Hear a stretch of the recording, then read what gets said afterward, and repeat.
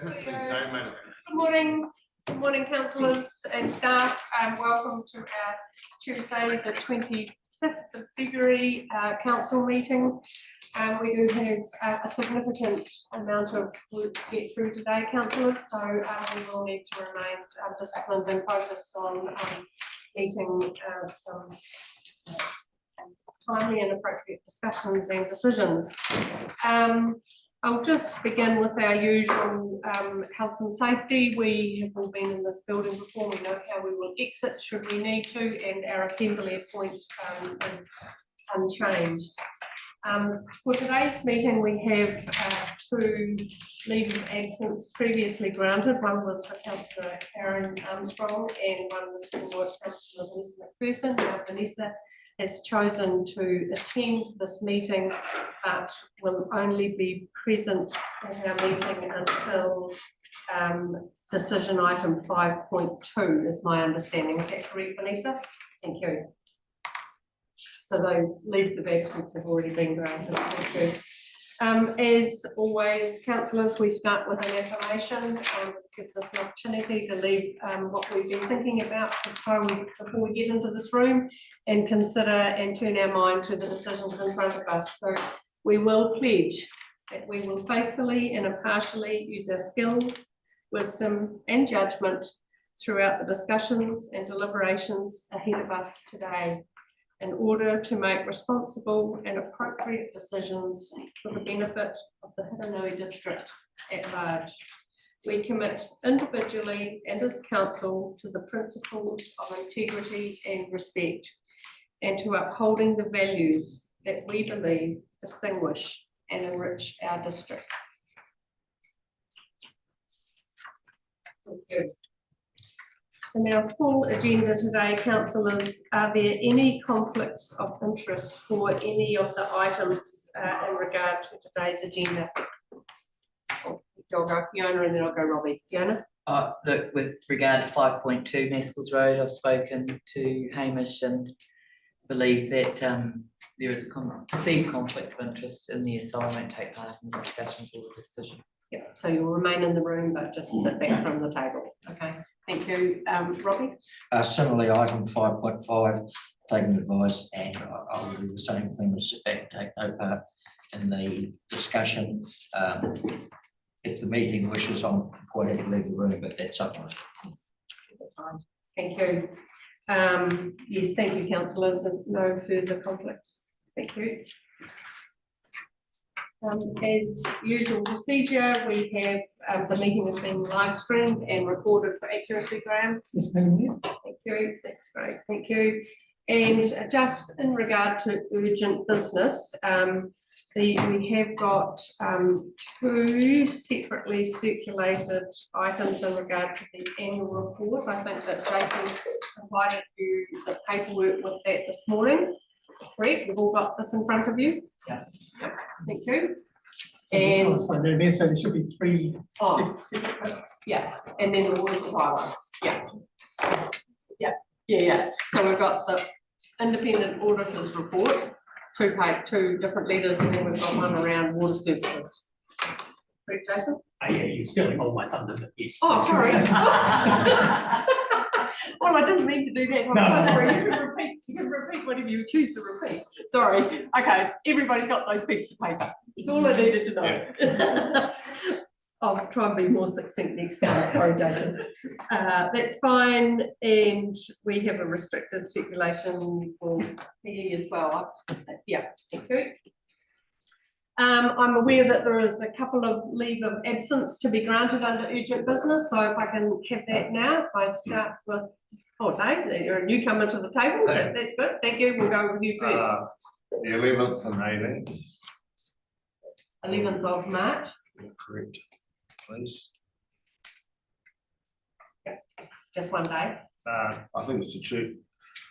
It says on the calendar one day to be confirmed for workshops, so I'm not sure what's happening. Okay, but that's the day. That's the day. Yeah, two Tuesdays. Yeah. Sorry. Have you got the dates that we're looking for? Yes, maybe. Sorry, I was just clarifying. There's two dates on the 11th and the 18th. Yeah. Thank you. Yeah, that's great. Thanks, Dave. Ross? Thank you, Madam Mayor. I've told Graham the dates, but I've requested leave of absence, and it will be one meeting on this. That's fine, thank you. We've got that. And Tom? Yes, yeah, multiple requests, right? 5th of March, we had the Wednesday, the budget overrun day. Unable to make that. The council meetings on the 25th of March and the 8th of April, also unable to make those. And if the workshops that are penciled in for the 15th and 22nd of April, are also in the state. The councillors, you've heard those requests from your colleagues in regard to leave of absence. For a seconder that we received and leaves of absence requests. Thank you, Pauline. Do I have a seconder? Yes, Fiona. All in the cabinet, that say aye. Aye. Okay, that's carried. Thank you. Right, councillors, we'll move now through to our minutes. We've got 2 sets of minutes to work through. The first set is our council meeting on the 28th of January, and we'll just do a quick page turn for looking for accuracy. Page 4 and 5. 7, 8,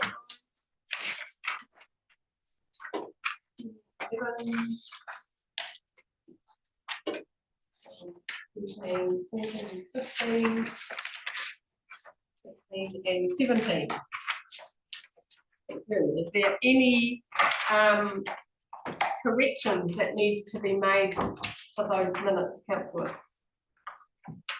That being the case, can I ask someone present to move that we receive those minutes until accurate record? Thank you, Darian. Thank you, Ross. All in agreement with that, please say aye. Aye.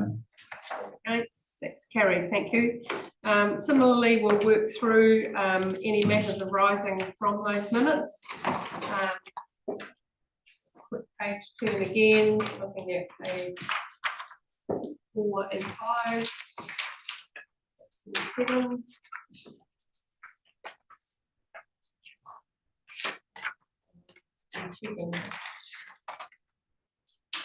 It was just a query from me, and it was in regard to, on page 7, I'm sorry, in regard to, and it was Pauline's words, Councillor White checked your submission requesting records, and it was a submission from Heidi Terracartney Nash. Now, I'm just wondering whether we need to, I think, to clarify that it was a written submission, not a verbal submission, just out of clarity. Yes. Yeah. Are you comfortable with that? I'm sorry. Absolutely. Yeah, okay. Thank you. So page 6, 7, 8, 9. Just on 8, on Yep. the cemetery bylaw. Oh, yes. I've got a couple of things about that. In the application, it says that it's made for a funeral director to the council. So under law, you don't have to have a funeral director. Under the 1964 Burial and Cremation Act, it doesn't mention a funeral director.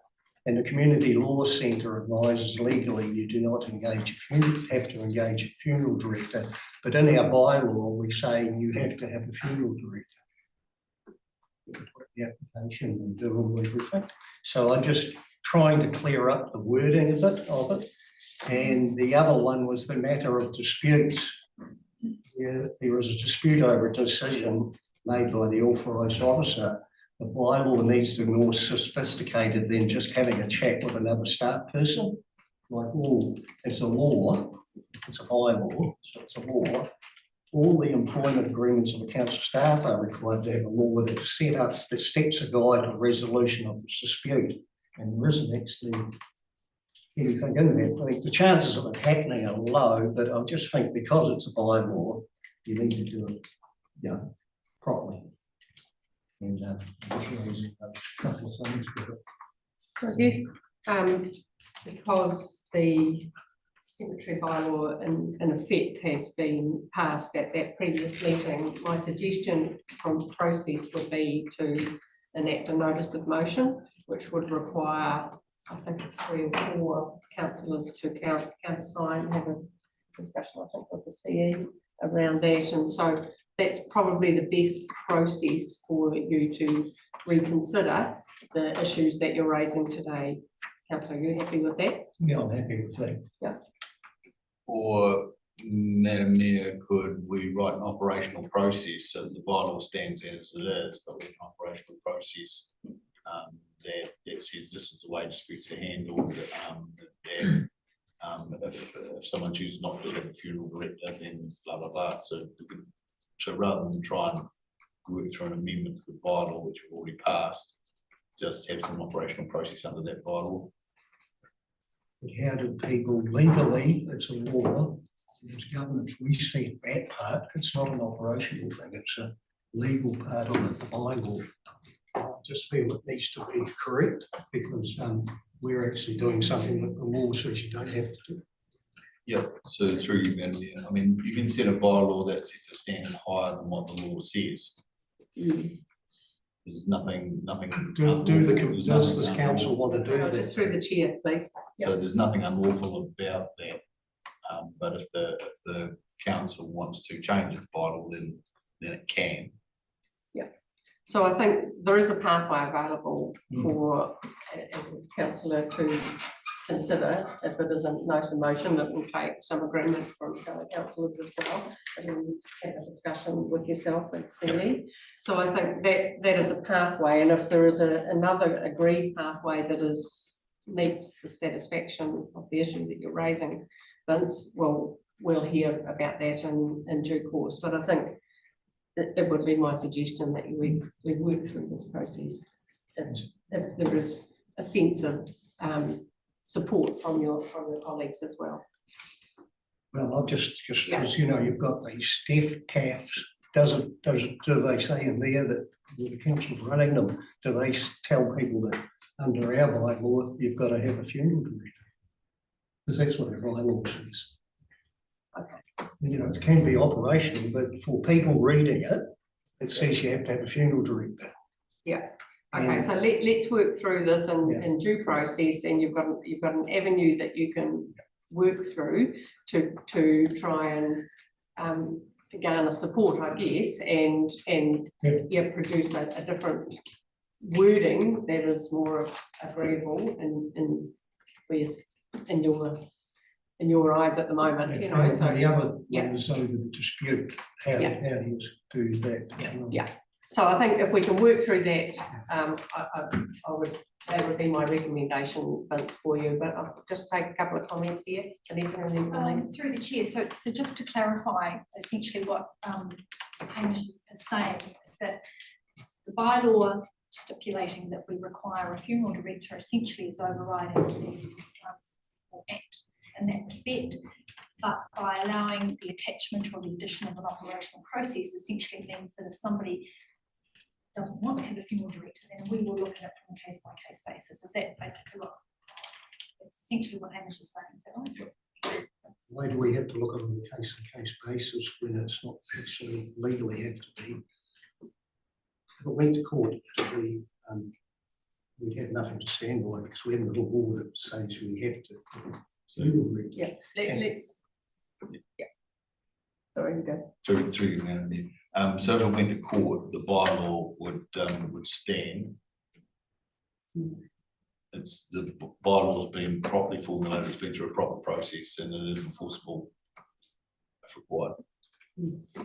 So thanks for that comment, Vanessa. Pauline, comment just to wrap this up, please. Yeah, look, I was just going to, I guess, clarify what Councillor McPherson was saying, but I was just going to add that it did come through strategy and community, and that point was in fact discussed. And if I recall correctly, our reasoning for requiring a funeral director was without one, there were health and safety issues that fell to the sexton at a cost to us as council, and that was the reasoning for the requirement. But as you say, there is a process that it can be re-litigated if need be. I don't think it'll stand up in court, the health and safety thing, because it's still fall back on council. WorkSafe would go to council and the funeral director. Yeah, look, I think Vince, there's a good pathway that you can go through, and I think with the right advisory support, you can follow that through, and it then will come to our next council meeting. and I guess it's getting a sense of comfort that you've raised an issue, as you rightly are able to do, but making sure that there is a proper process that we're going to work through as well. So are you comfortable with that? Well, I'm just trying to Yeah. tie up loose ends, and Yeah. you know, here you've got the dispute side as well. Nothing? Okay, so I'll leave you to work that through, and I'm sure we'll be able to provide some advisory support around the process of a notice of motion, but I think it also does include a step of having a discussion with USC and Hamish, correct? So you need to, Yeah, there's because some I'm work just, that you can do. because it's adding a lot of costs to a person's, what they don't, you know, the family can't afford it. Yeah. It's just getting some more guidance to the staff. Really. Okay, we'll move on, councillors, and we'll leave that for you to take the lead on that.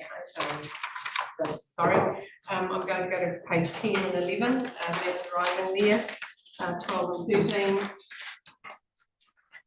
14, 15, and 16 and 17. And those three of that is rising, councillors. Thank you. That will take us on to our next set of minutes, which is the extraordinary meeting, which was scheduled for the 11th of February. And if I just look at pages 18, 19 and 20 for corrections to those minutes. Councillors, are there any corrections to be noted? That being the case, can I ask someone present to move that we accept those minutes for our accurate record? Thank you, Fiona. Sorry, must be Tom, I'll get you next time. All in agreement that we receive these minutes as true and accurate, please say aye. Aye. Okay. That motion's carried. Is there any matters arising from those minutes? It was the one report around the waste and recycling services contract. No matters arising, I'm sure, Dan, that's just ticking along, progressing anyway. Yes, right. Okay, councillors, we'll move on. Yeah. So on page 21 of your agenda, we've got our known forward work program that continues to be, you know, become populated on different things, as we know. Yep, we've got citizenship at the end of March as well, so that's always a sorry. Question of clarification, the meeting on the 18th of March, is that a workshop type meeting or is it actually a council meeting? It was potentially a council meeting, I'm not sure whether it was required. Okay, no, I see that it says, you know, potentially. Yeah. I'm just trying to clarify whether it's a workshop style or. So it probably will be required, and it'll be about a consultation, approval of the consultation document. Okay, right, okay. So it's like so it won't be a workshop. No, understood. Okay, so it's consultation. So it should be in everybody's diary. That's just a potential workshop. Yeah, okay, but the day is secured in your diary. Yeah, thanks, Gary. Page 22 and page 23 is the diary. That is read, and that will take on page 24, which is the council working group. I've had a bit of a chat around this, with Hamish and then a conversation with Judith.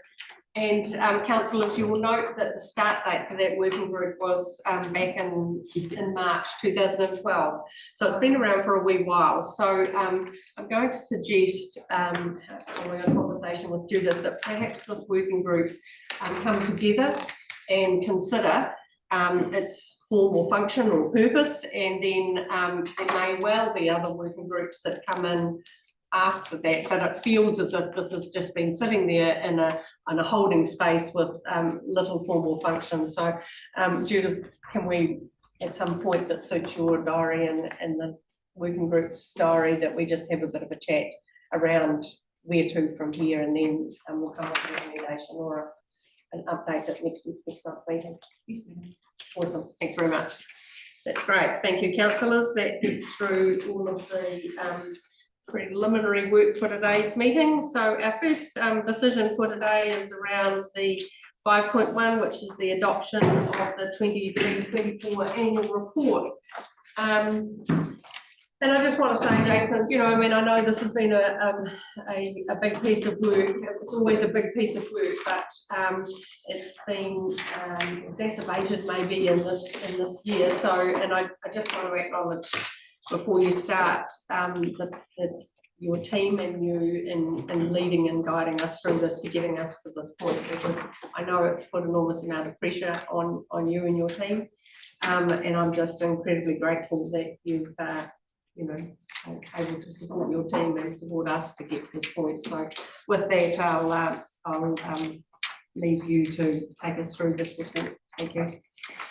Thanks, Madam Mayor. So the annual report's been circulated. There are a couple of changes from the version that was circulated, and that's why I've got the separate report that's headed for separate components that's headed water supply, and the components that have changed are just highlighted there in green on all four of those. The first 4 pages, which relate to the annual report as a whole, just corrections to the capital expenditure amount, and on page 14, correction to the opening balance of the internal borrowing for sewerage. On page 25, just corrections to target achieved or target not achieved. Stormwater drainage on page 35, and then on page 59, we just had to extend the pages from 13 to 57 to 13 to 15. An extra page that needed to be attached to the annual report. So the very minor changes that we put through after the last version of the report was circulated. But certainly just the background on page 25 of the covering report. So requirement to update an annual report, and within a month the summary annual report. Because we didn't adopt our long-term plan until after the 30th of June, there was the ability to extend the statutory deadline for adopting the annual report, so it gave us an extra 2 months. But as was highlighted in the December meeting, that there was an issue and reconciliation between what we had disclosed as fixed assets in the annual report and what we had in our general ledger that needed to be reviewed and brought back, and we went through quite a lot of work to get to that point, and it was discussed at the Audit Committee on 13th of February. Page 26 is just a bit of a summary of the annual report, the key components of the annual report around revenue. The total operating deficit was 108,000, so we were very close from an operating point of view, and then just various comments about the level of revenue and the level of expenditure, and obviously we've revalued our Three Waters assets during this year, and that added another $40 million to the value of those assets. And then just comment on the statement of financial performance, or the balance sheet in old language. And the key thing there is that our total assets sit at 769 million, and our total debt at the end of June was 67 million, whereas our budget was 71.5 million. So, and just that's the result of timing of capital expenditure. We didn't need to go into the level of debt that we did because of that. And then finally, the review from the Audit and Risk Committee. We've gone through the process for some time since the August meeting. Issues and copies of the draft annual report, and then that culminated with a meeting with on the 11th of December which was attended by our audit director, Chris Kinney. But the committee's decision at that stage was to defer adoption of the annual report until that fixed asset issue was resolved, and then subsequently resolved, and the meeting of the Audit and Risk Committee on the 13th of February recommended the adoption of the report that's before you now. So that is the report. Pleased to include some of the other around a 6-page audit report, which is there. Now there is a qualification on our audit report in regards to the statement of service performance, and it is specifically relating to roading, one of the roading performance measures, and this was an issue that was discussed quite early on, relating to smooth travel exposure, which is one of the performance measures that we need to report on. We haven't undertaken that work ourselves because it was subsequently done as a national initiative by NZTA, so there was no point the council spending money on doing that, just to add one small result in the performance measures. So we took that stance pretty early on, but it does result in a qualification to our audit report. So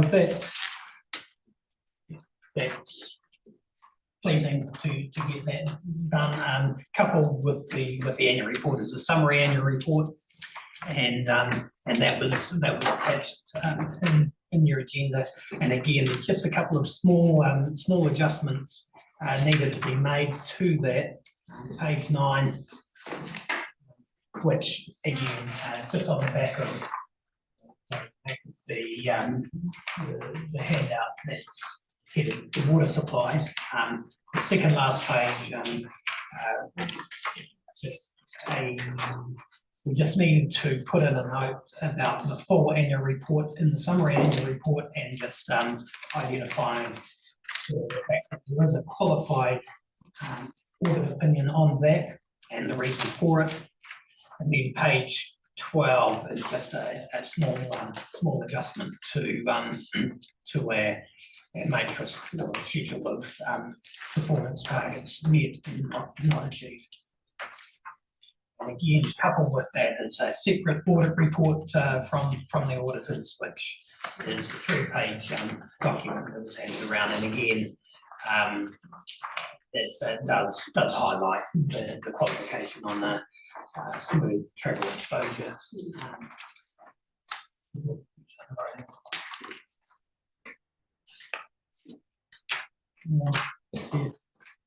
That's it.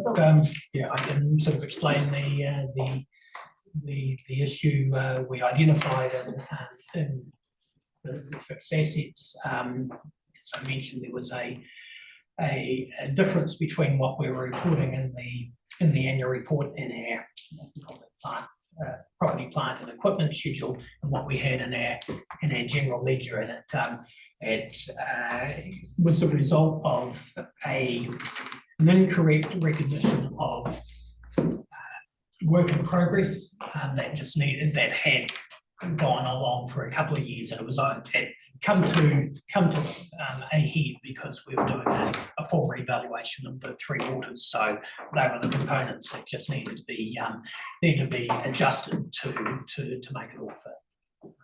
So we went through that quite thoroughly with the auditors, and I think I went through it with the Audit and Risk Committee, and everybody seems to be happy, given that I've got an audit report to attest to that. Correct.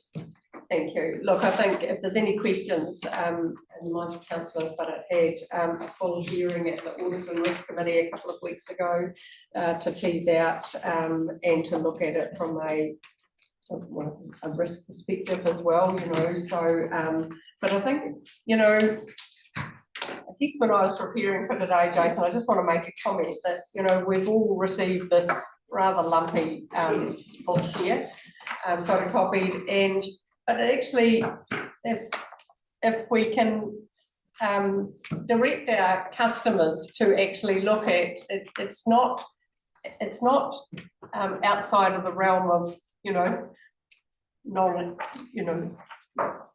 the usual people, the normal people in our community to understand, and to actually to look at some of the targets and how we've measured and how we've met the majority of the targets that are set for us as a district. And I just think sometimes we overlook this report as just a document, but it actually is a document that talks about the integrity of our district. It talks about the smart thinking that's gone on from our staff, and the commitment that our staff have made to making this district the great district that it is. And this is a very theoretical paper, but actually it gives a really good account of what we've done and why we've done it. And I would encourage people to encourage our community to actually use it as a good sounding board, because I think it does demonstrate the value of our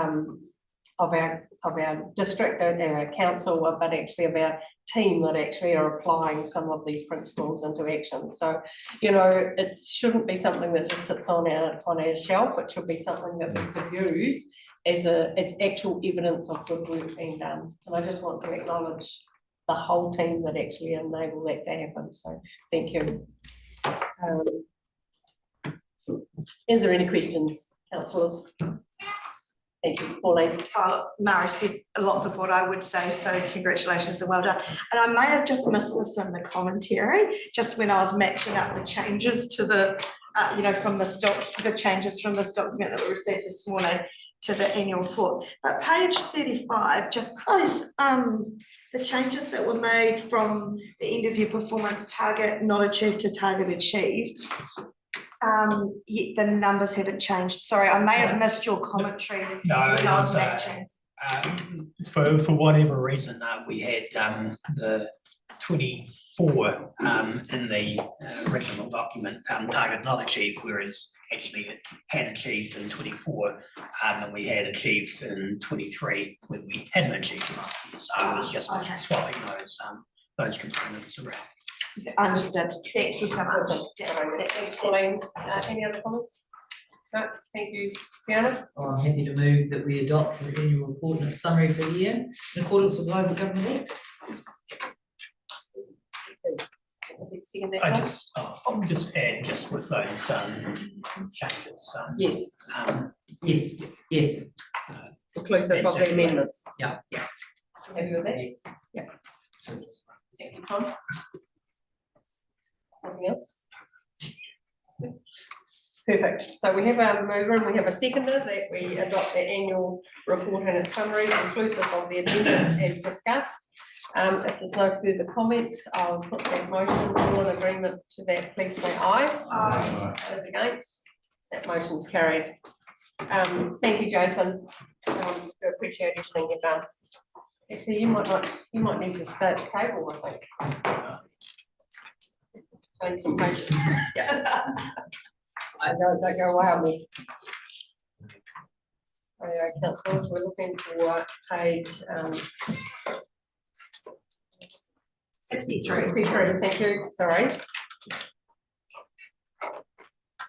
So, Madam Mayor, I might just preface this report before Jace speaks to it. Okay.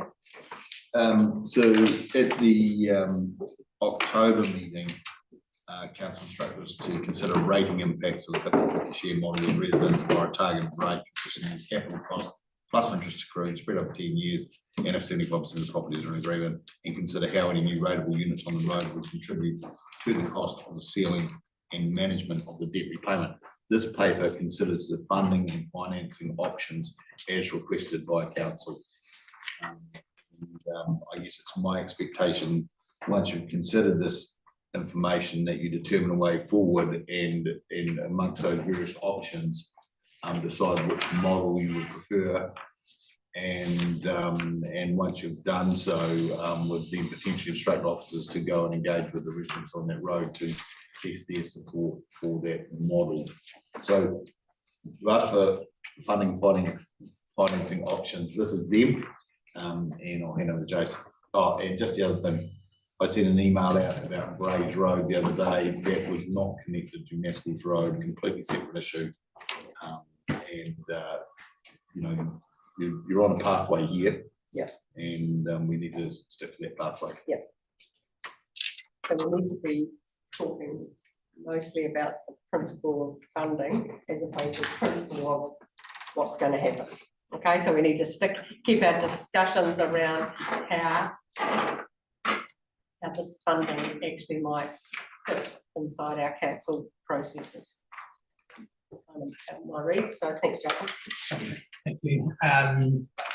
Okay, so there were two components to the request of council officers in the October meeting of the council. First was to consider the impact of the 50-50 share model, and then the other was to consider how new rateable units could contribute to the cost of the ceiling. So I'll deal with the rating impact first of all, of the 50-50 share model.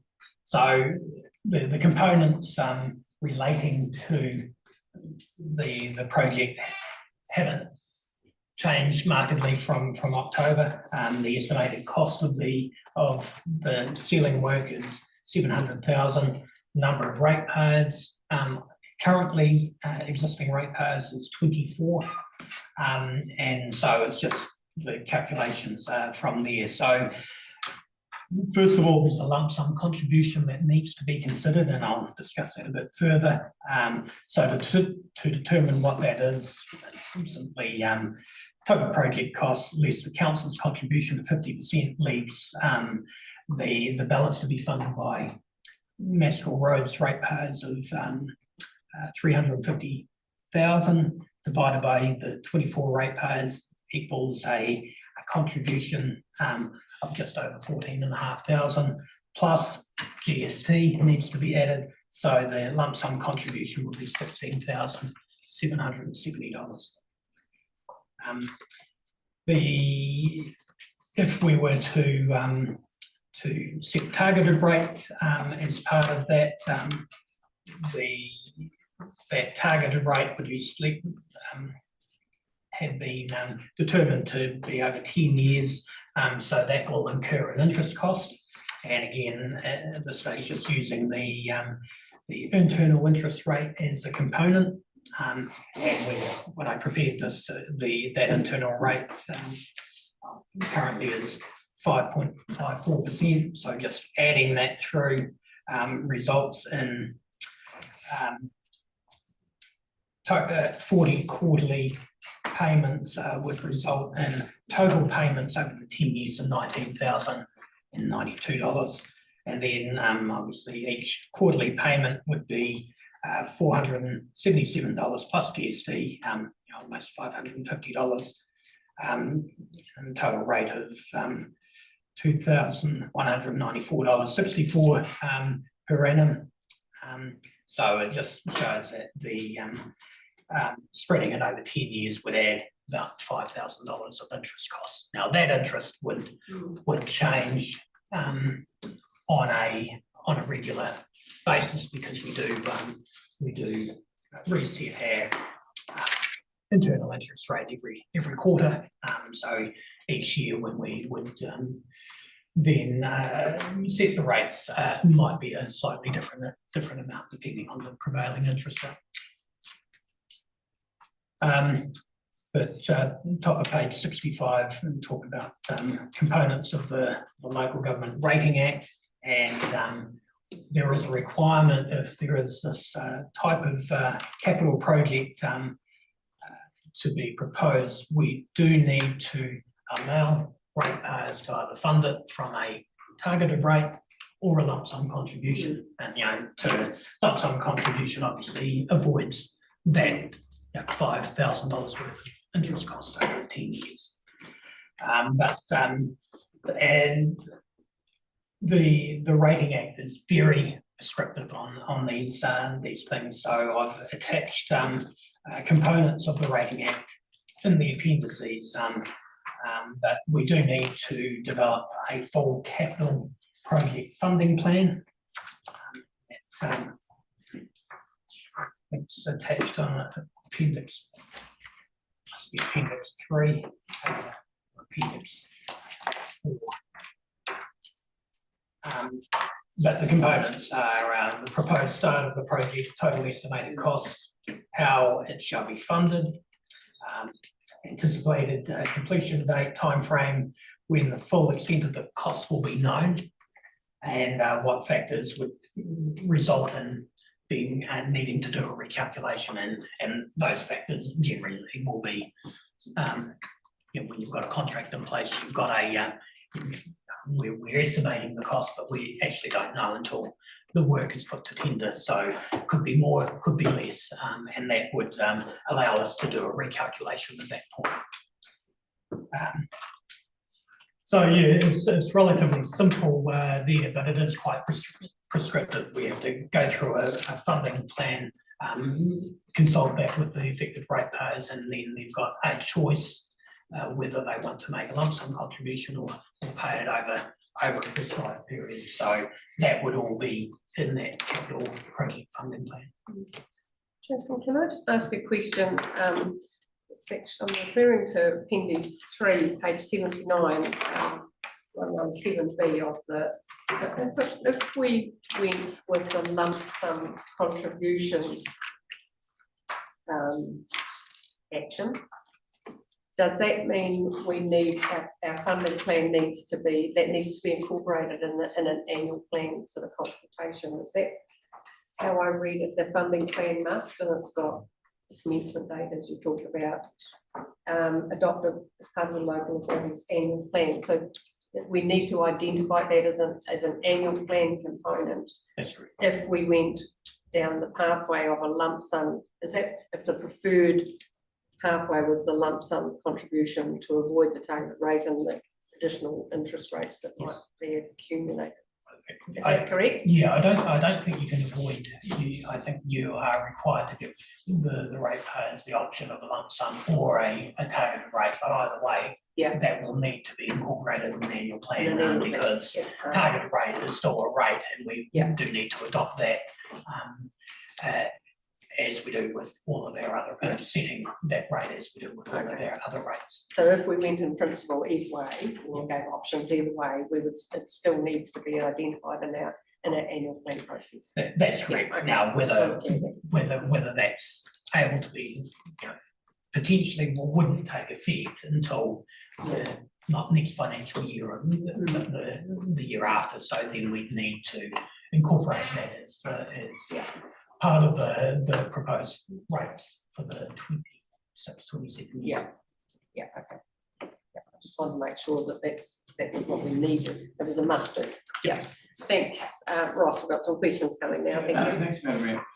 Jason, just regarding any new potential blocks that are subdivided on that road. At the moment we have 24, and say if there was another 6.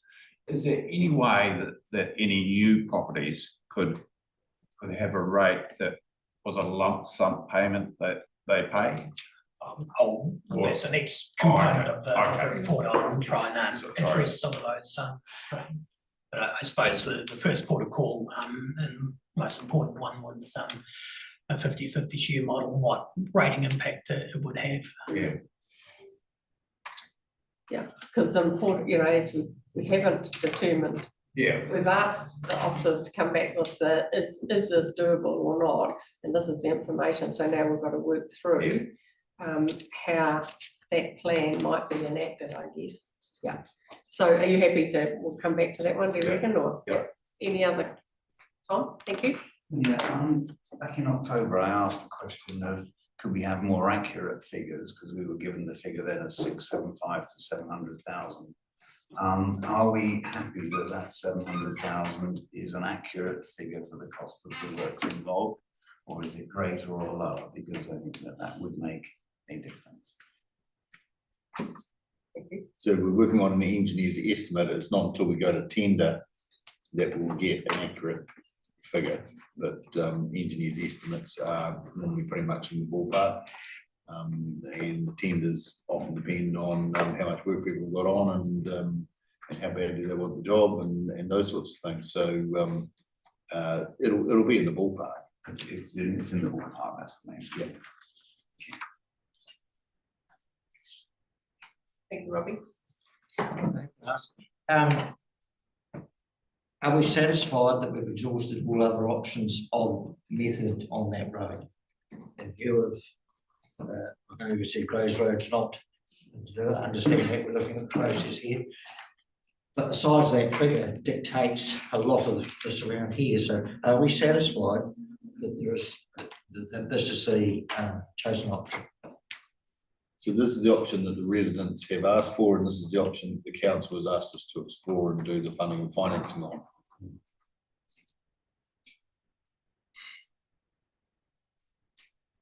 I guess to follow that through a little further, if this, if the consideration of the financing wasn't clear in the minds of councillors to get to the right outcome, we could either see this information and not progress it, and ask the officers as to explore other options and come back. I guess is there still another pathway if this ends up not being the preferred option? Yeah, but if you're banking on Odyssey or some other treatment, I mean, we tried polymer treatments on that road before. They were effective for a short time at controlling the dust, but longer term, they didn't give a solution that residents were happy with. Odyssey on a slightly steeper section of road like that, anecdotally, I would suggest doesn't necessarily have the life, and you'd be up for another treatment of some sort. This is the treatment that the residents have asked for. This is the treatment that you've asked us to explore. Yeah. That's the path we're going down.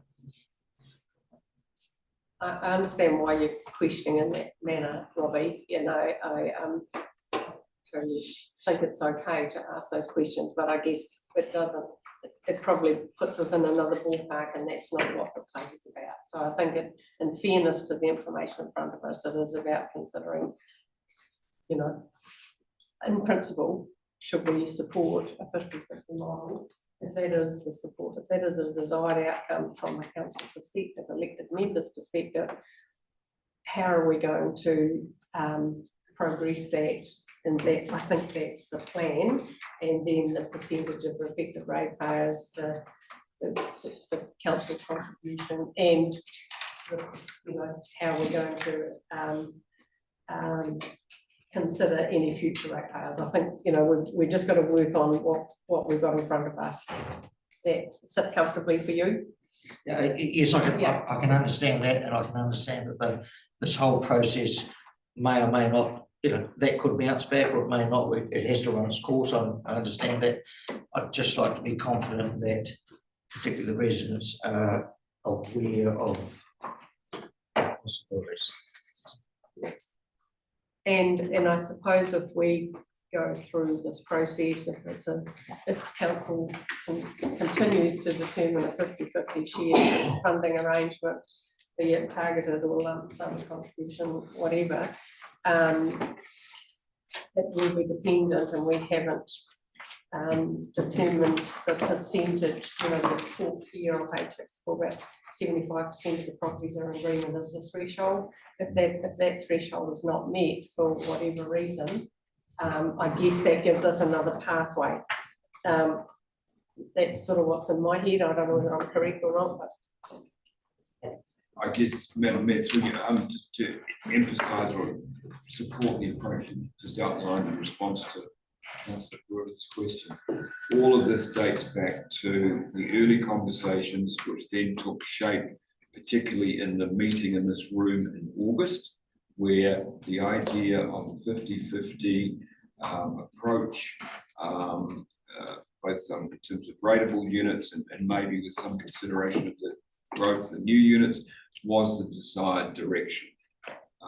That is clearly what the residents were looking for. I think as councillors, we agreed with that as well. So this is consistent with that. And what we're now trying to do is see it through and flesh out all the details. I don't think it's now time to look at other proposals unless this all, for whatever reason, didn't work, which I don't know.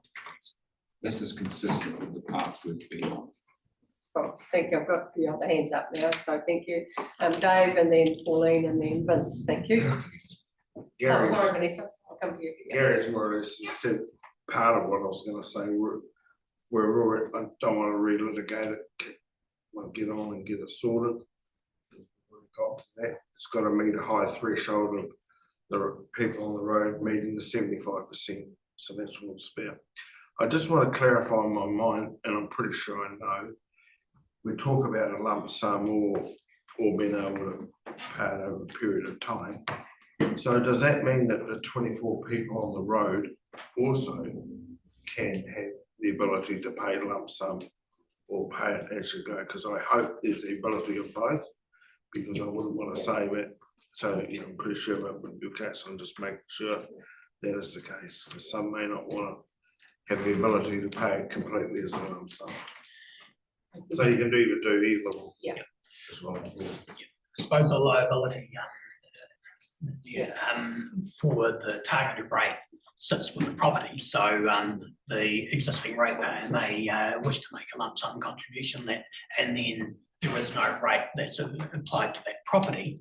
But if that ratepayer chooses to pay it over a targeted rate, when they sell the property, their liability extinguishes at that point, and it goes on to the new ratepayer. And that will need to be, I suppose, highlighted in the limit, I suppose, Yeah. and those sort of things. That needs to be set in stone, actually, because that's why we put 100% policy in place, because of previous experiences. So that type of information needs to be very explicit. And I've got some comments on future divisions, but we'll wait till the second part. Yeah, okay, thank you. So I've got Pauline, Vince and Vanessa. Thank you, Pauline. Yeah, thanks. Look, complete clarity with what you've said and actually what's in the paper so far, and I'm not relitigating here, but I just wanted to double check, and I'm sure we have discussed this, but should we decide on the 50-50 share model based on the financial information and then how that model looks and how we finance it, do we have a requirement, given that that this diverts from the long-term plan and our intentions for roading, to consult with the rest of the community? I'm sure we've discussed this, but I just wanted to double check. Because we did consult on our roading budget and our intentions. I think we're taking this from debt as opposed to out of our operational expenditure for roading, is that correct? Haven't really decided on that. Yeah. We'd have to look at how significant the variation from the long-term plan is. Roading budget's a significant budget, and another $350,000 on it probably would struggle to get to the threshold of significance, I would suggest. Thank you. Yeah, $350,000. just sitting in the back of my mind was, do we need to take that off as well? I just do note that the total cost of that $350,000 worth of debt is actually $458,000. Yes, that trust. Yeah. Okay. Thank you, Vince. Well, to me, it just comes down to the risk for us as a council. And, there's a risk if we take it when new subdivisions come on, we take it. To me, the way we do it is that the council would retain those contributions, because there's going to be a cost to council doing it the other way, because you've got to have staff time working out all these calculations, going back if people have sold, it could cost us a few thousands of dollars actually. So to me, I'm looking at the risk, and the simple one is, this is what we've got 24 today. If there's more come on, we actually use that money to take our debt down on the council side. what residents like, because we're going to have a cost otherwise, and I can't see, we're already putting half in, which is pretty good. To me, that's how I'd operate it. I just look at the risk of it all. Through the mayor, I went to discussing that later on. Yeah, that's right. It's part of it. It's all wrapped in. It's all wrapped together, and that's Yeah. the main crunch of it. I think if we break down the recommendation as it sits in front of us, it's about considering the information in the report and, you know, considering a way forward, which Jason has outlined, and the project funding plan. We know that we're able to do that under the Act. That was part of the information that we asked officers to present to us. And then we need to determine as part of that plan, the agreement with the affected ratepayers, whether it's the 50/50 and 75% threshold as previously been discussed. And then the contribution for council, which probably you can't do one without the other. And that's where Vince, I think, was heading at the moment, the 50/50, and then the future ratepayers, the council share. So there's kind of, it's a breakdown of process, but it's a whole process that we're part of the way. Then we could, I suggest that we take Vanessa's question and then let Jason go Yeah, on with the other part of the paper and cover I'm the just trying to get everybody to have their say. And Vanessa, thank you. Through the chair, I just want to be able to clarify or highlight the importance when we're sitting of declaring very explicitly what our reasons are for the inconsistency with the policy. I think that's really important, and I also, and no doubt we'll discuss this, but I think it's important that if we're looking at rural residential growth in the district, you know, what processes will we put in place? How will we actually start planning for this with the introduction of new rateable units? So, you know, I see this as a prototype, so I think it's really important that we get this right.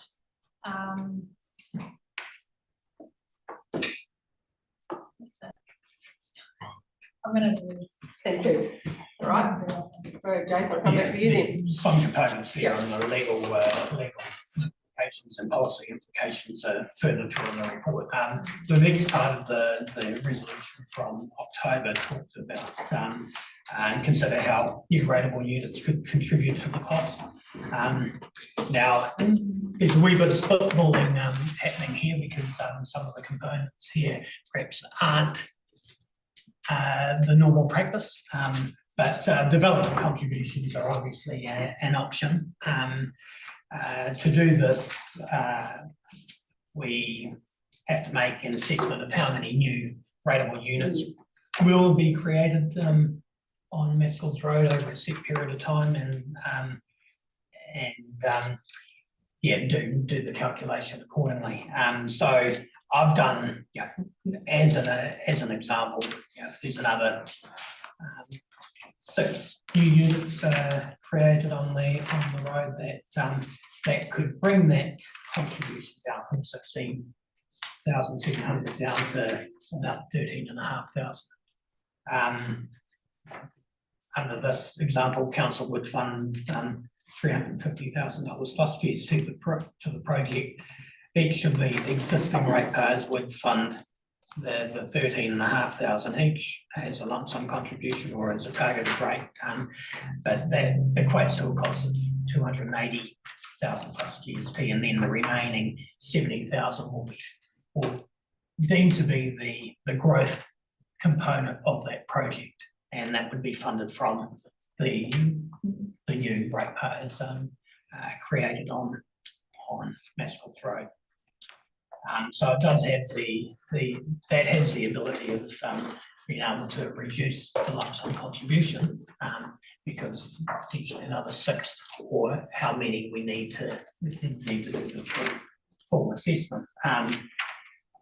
But it does raise the risk, I think, as Councillor Daly said, the risk of if those new ratepayers don't come on board, that the council is holding the debt, that $70,000 debt or whatever the amount will be for a period of time. And we've had plenty of instances over the journey where we have overestimated or set up development contributions, overestimated the amount of growth, and you get something like a global financial crisis or a that slows growth down completely. And Hamner Springs is well aware of a development contribution fund that has been overdrawn and has struggled to get any headway to meet that cost. So it's much different scale in this case, but there is the risk there that if the 6 or however many ratepayers we expect to come on board don't come on board, that we're left holding the baby for a higher portion of the cost of the road. The other option of POSE, this is prior to getting clear legal advice, was using financial contributions, and the first one was just trying to see whether if the council's committed to paying 50% towards the cost, how do the existing ratepayers benefit from further development on the site to sort of recoup the cost that they've outlaid for their 50% straight up. So it was just using the examples there that each new ratepayer would pay the equivalent of the contributions, and then council would then rebate back a portion of that cost to the existing ratepayers, and so on as we go. But as our legal advisors have suggested, it's not a normal course of or normal process that councils do go through. Doesn't mean it can't be done, but it is. I think there's a few more hoops we'll have to jump through to make sure it's compliant with the act. Sorry, Tom. And I think that's what Vince was talking about. To me, it just, Yes. So therefore, a 50-50 split is a bit of a misnomer, because it's 350,000 from the council and 280,000 from the existing ratepayers. So there is an element of, as Vincent said, element of risk and an element of gamble. That's right. Yeah, so 70,000 from future ratepayers would make up the risk of it. And as you say, if there were no new ratepayers, it's 60-40.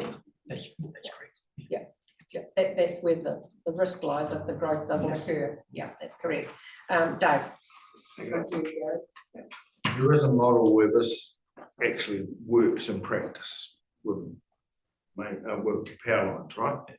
So you stick it like what we're doing with the contribution, and then it's a 10-year period, which you work out as a payback period or whatever, and there's a sliding scale. The further out you get, there's less buyback. So any new contribution should they come in, because we're on a 50-50 model, 50% of that should go back to the council, 50% of that goes back to the ratepayers that are paid in this initial period. Then there's no subsidisation.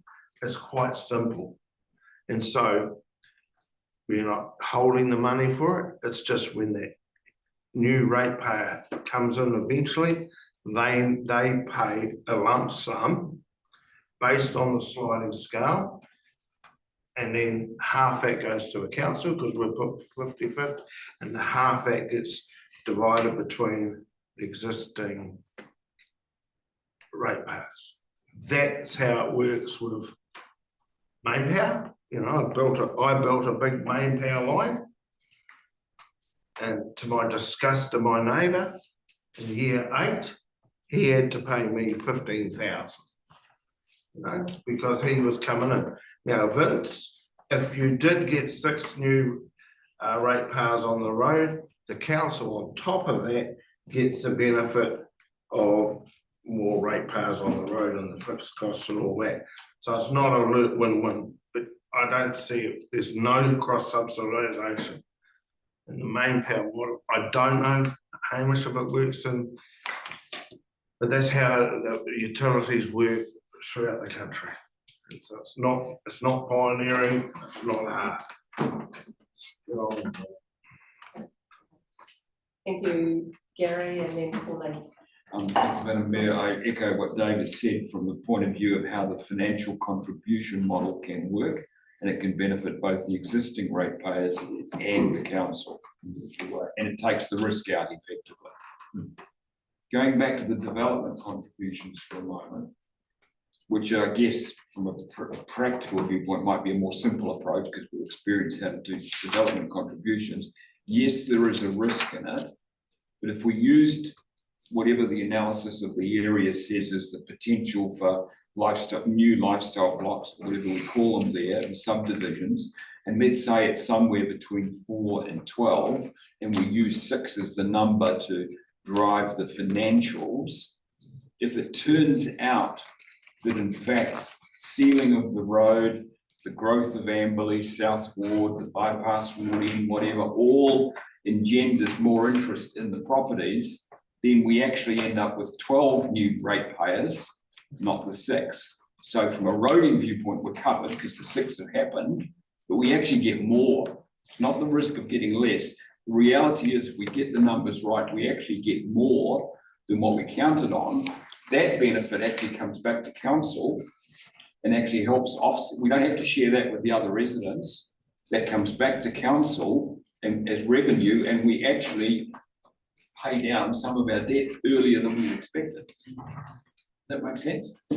Yeah, sounds good. But with development contributions, you set the total amount that you're going to collect, and once you've collected that total amount, you can't keep collecting it.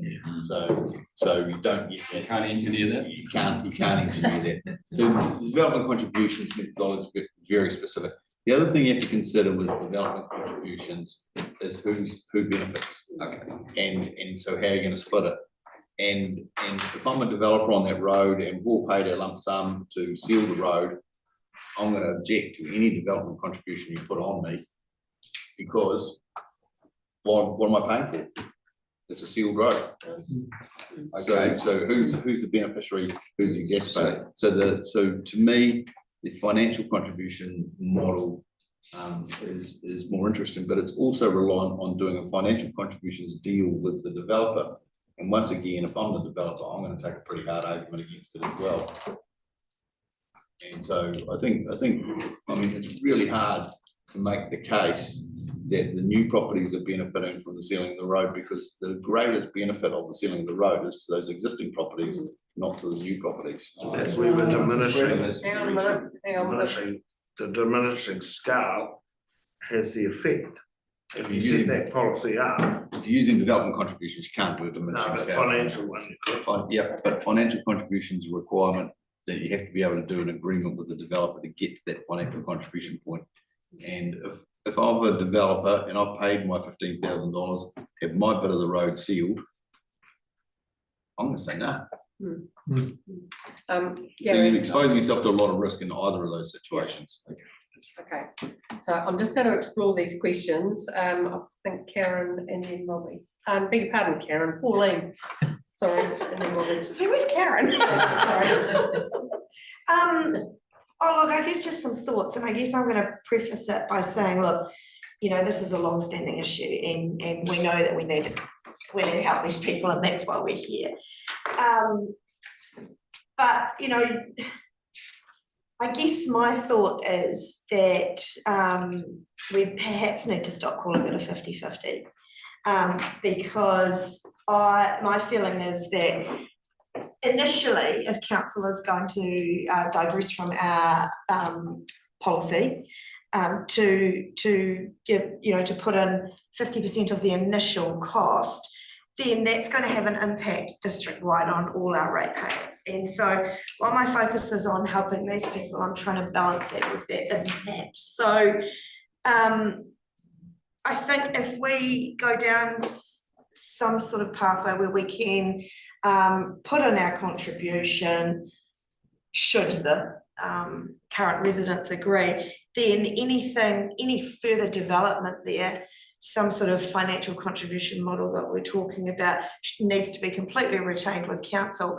And I know that you use the words in the report, I think, for the benefit of the other ratepayers, but in actual fact, it's offsetting the impact that digressing from the policy is going to have in the first place, because either we're funding it from debt, so that's going to have an impact eventually on rates, or we're reducing our service and road budget. So I'm also assuming that we're going to have this road vested in council and will be responsible for the maintenance moving forward as well. So any sort of model that suggests that money coming in goes back, I'd be hard to convince, given the impact on our district-wide ratepayers. Okay, thank you. I've got Robbie, and then Vanessa, and then Vince. Yes, Paul, to me, it's very well on the case with what I was going to say. Three things, and I'm only dealing with section A. If it's 50-50, then the numbers, however they should be the 50-50. So we work that one first, and then I agree that any further financial contributions, any other subversions which may or may not happen, that comes back to what we say to the council is to the rest of the ratepayers, in effect, the other 9,000 odd. Because another part of the equation is not only do the 24 residents get Tulse Hill Road, the potential that they get an increased valuation on their property. So they stand to gain in that way as well. So to me, it's about, if we're keeping fairness, I agree with the number 31, I think it is, that the council retains the future funds to go some way to keeping it fair. Feels like there's some reasonable consensus around moving in that direction, but I guess that there's a few decisions that need to be made, or some thinking that needs to be configured into that around percentage. Chat now about 50-50 or a variation to that, and the contribution of the affected ratepayers. So I am considering, Jason, I don't know whether you've got anything else to add. Oh, sorry.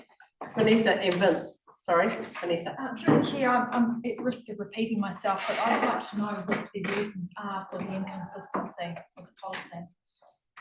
And how are those reasons going to differ from any other version of Mascots Road that pops up in the future? So you mean the existing policy being 100% funded? The dust suppression policy. Why, what are the reasons that we have to give very clearly for us to deviate from that policy? Madam Mayor, I've bottom of page 66 and top of page 67, under the Local Government Act, section 80 says, talks about identification of inconsistent decisions, and it's the requirements are there. So if the council does wish to provide a portion of funding, its decision will need to clearly state that it's consistent with the current policy, provide reasons for that, and provide reasons for the inconsistency, and it also need to state whether this is a one-off departure or whether there's an intention to amend the policy. So we can do that. We can say this is a one-off for these very practical reasons, but it's going to be the only one-off that we apply, or we realise that the policy isn't appropriate anymore. We're going to be inconsistent in making this decision, but we'll actually change the policy moving forward as well. So that was the content of section 80 of the Local Government Act that we need to be cognizant of. And you follow me from what Vanessa asked. Okay, I mean, I guess that's something that will need to be folded into any recommendation that comes from this decision, really, you know, to clearly articulate or identify why or why not there is a deviation or a permanent reconsideration of the policy that you're talking about, so.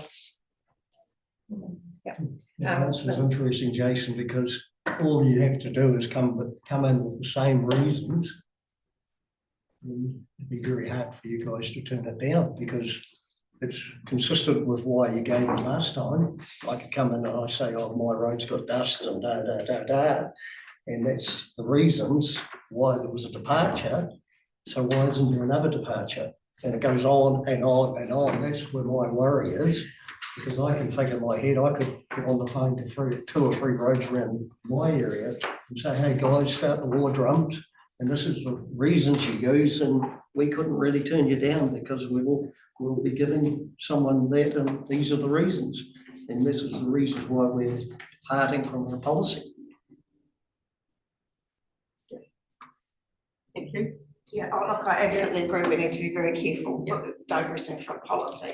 But I do feel like we do have good reasons in this case. I mean, we would be hard pushed to find, and I can think of at least one other road, but very many roads in our district with that sort of gradient and that sort of history where we have tried a number of dust suppression methods and have that amount of infill development.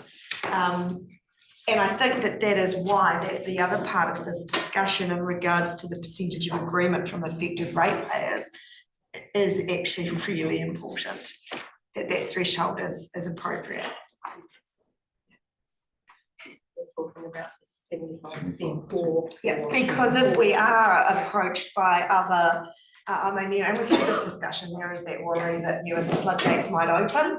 And if we have that concern, then, you know, that threshold is perhaps our saving grace, maybe, or it's certainly very important. It's a high threshold. Yeah. And I think we've been given some examples of, you know, change to policy in a neighbouring council where that concern hasn't come to fruition. We can't assume that won't be the case here, but and so it's important to have that top of mind. So perhaps I'm going to suggest that we break for morning tea. And in that, perhaps when we come back, we sort of break this recommendation down and to consider that in principle we, you know, progress with funding to support the Maskell Road ceiling. And maybe we just need individual recommendations for as we work it through. And then if the principle around that, then we need to have a discussion on the percentage of affected ratepayers.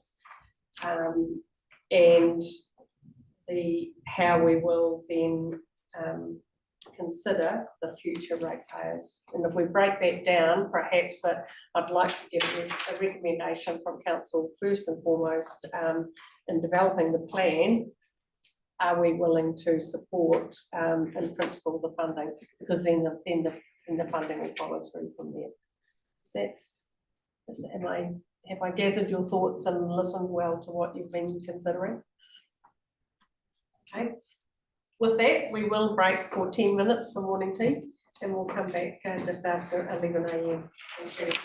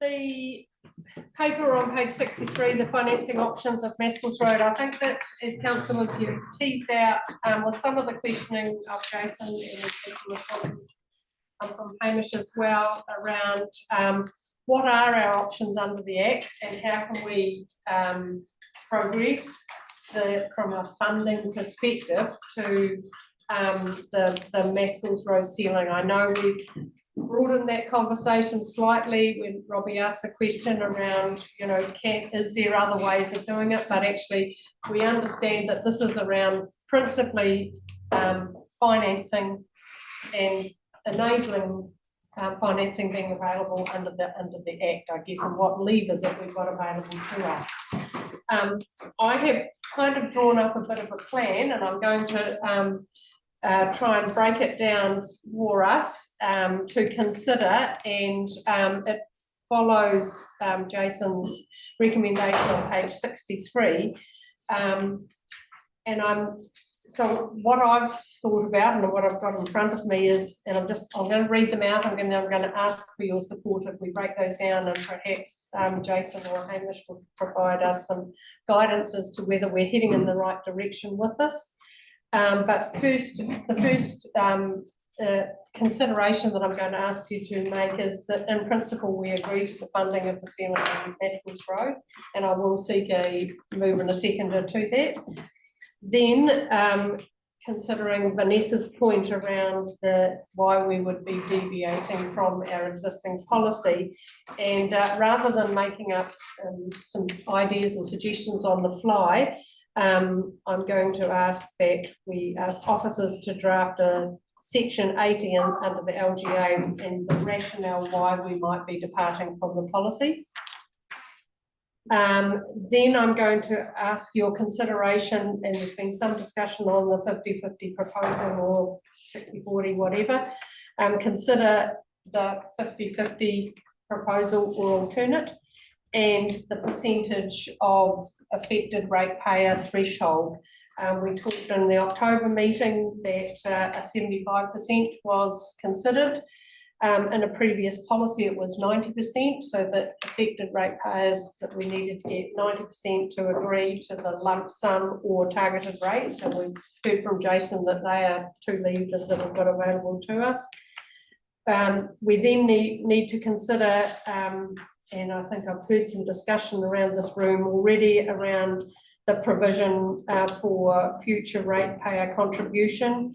And I think what I've mostly heard from councillors that would be retained by council. So we'll look for a motion around that. And a final consideration would be to direct officers to consult with affected ratepayers on Mescals Road prior to the annual plan, with the intention to include it in this year's annual plan. So I've tried to step it out, considering the fleshing out of the discussions that we had prior to morning tea. And but I think it's important for this decision or this focus that we actually take each of those as a decision making. So I'm seeking some guidance around the appropriateness of capturing of your thoughts, and I'm going to step through that as a process. So does that make sense to you all? Okay, so have you got anything else to add, Jason, in that regard? Yep, is that okay? No, that's perfectly summed up. Okay, so if we look at the recommendation that I think we look at number 1 on page 63, the council considers the information provided in the report. I think we'll do that as a first principle because we've considered all of the options. So I'm happy to take a move in the second that we have considered those options. Thank you, Tom. Thank you, Ross. All in agreement to that, please say aye. Aye. Can I just get a bit of advice? Do we need to also get a resolution around developing a capital project funding plan, given that you put us here, you know, or is this because this will form part of that plan? Will do. I think you first put the call as the principle of providing funding, because if that doesn't go through, the rest of it's of course. Yeah. Okay. Okay, that's fine. Okay, so we've heard some rationale around that, and so what I'm seeking from you, councillors, is to provide, offer a recommendation that in principle, we as council agree to fund the ceiling of Maskell's Road. I'm happy to move that. You're happy to move that? Have a seconder, Dave? Okay, so we've got a move in this, sorry? Just a question, can we do that without the how much, but that's a bit. Well, I guess it's a principle, as opposed to a. Yeah. The share and all that. Yes, because if I didn't agree with the percentage split, then it would impact on my decision about our decision to approve the ceiling of the road. Okay, so have you got a better way forward? Okay. That's next stage before you do the swap around. So we've worked out what percentage we think the council should be paying. I'm not sure. I think first and foremost, we're agreeing to the principle. This is our overarching guiding direction. And then below that, we're going to consider A, about why we're deviating from the policy, and B, whether it's a 50-50 split or 75% or 90%. So I think the plan is because in principle, we're agreeing to seal of Maskell's Road. That's how. Oh, you're a good man, thank you. Subject to the following criteria is going to be included in that, okay? So if subject to the following criteria is included, then do we vote on it as a whole with all the criteria, or do we vote on each criteria? Probably better to do it individually, I think. So therefore it's not subject to that, because you could agree with one criteria and not the other. I guess the motion would pass or fail at that point, wouldn't it? And then it would stop. I'm just going to get some guidance from you guys in a minute, so just start thinking. Yeah, Robbie? Could you certainly add that we agree to the finance in part at this stage? Or portion more or something along those lines. Okay, we're getting a bit tangled up here, guys. We've got a mover and a mover. Who was the seconder? Dave. So any further guidance on that and with your support, the recommendation would be that council in principle agree to fund subject to the following criteria, ceiling of Maskell's Road. Or do you want to change that round a wee bit, or? So I think if you let Gary speak. No, I just wanted to check that the word in principle was in the motion that's been moved and seconded, and you just reread it, and it is. Yeah. So my question went away. Okay. So we are liable to trip over ourselves on this, and we don't want to go down a blind alley. Yeah.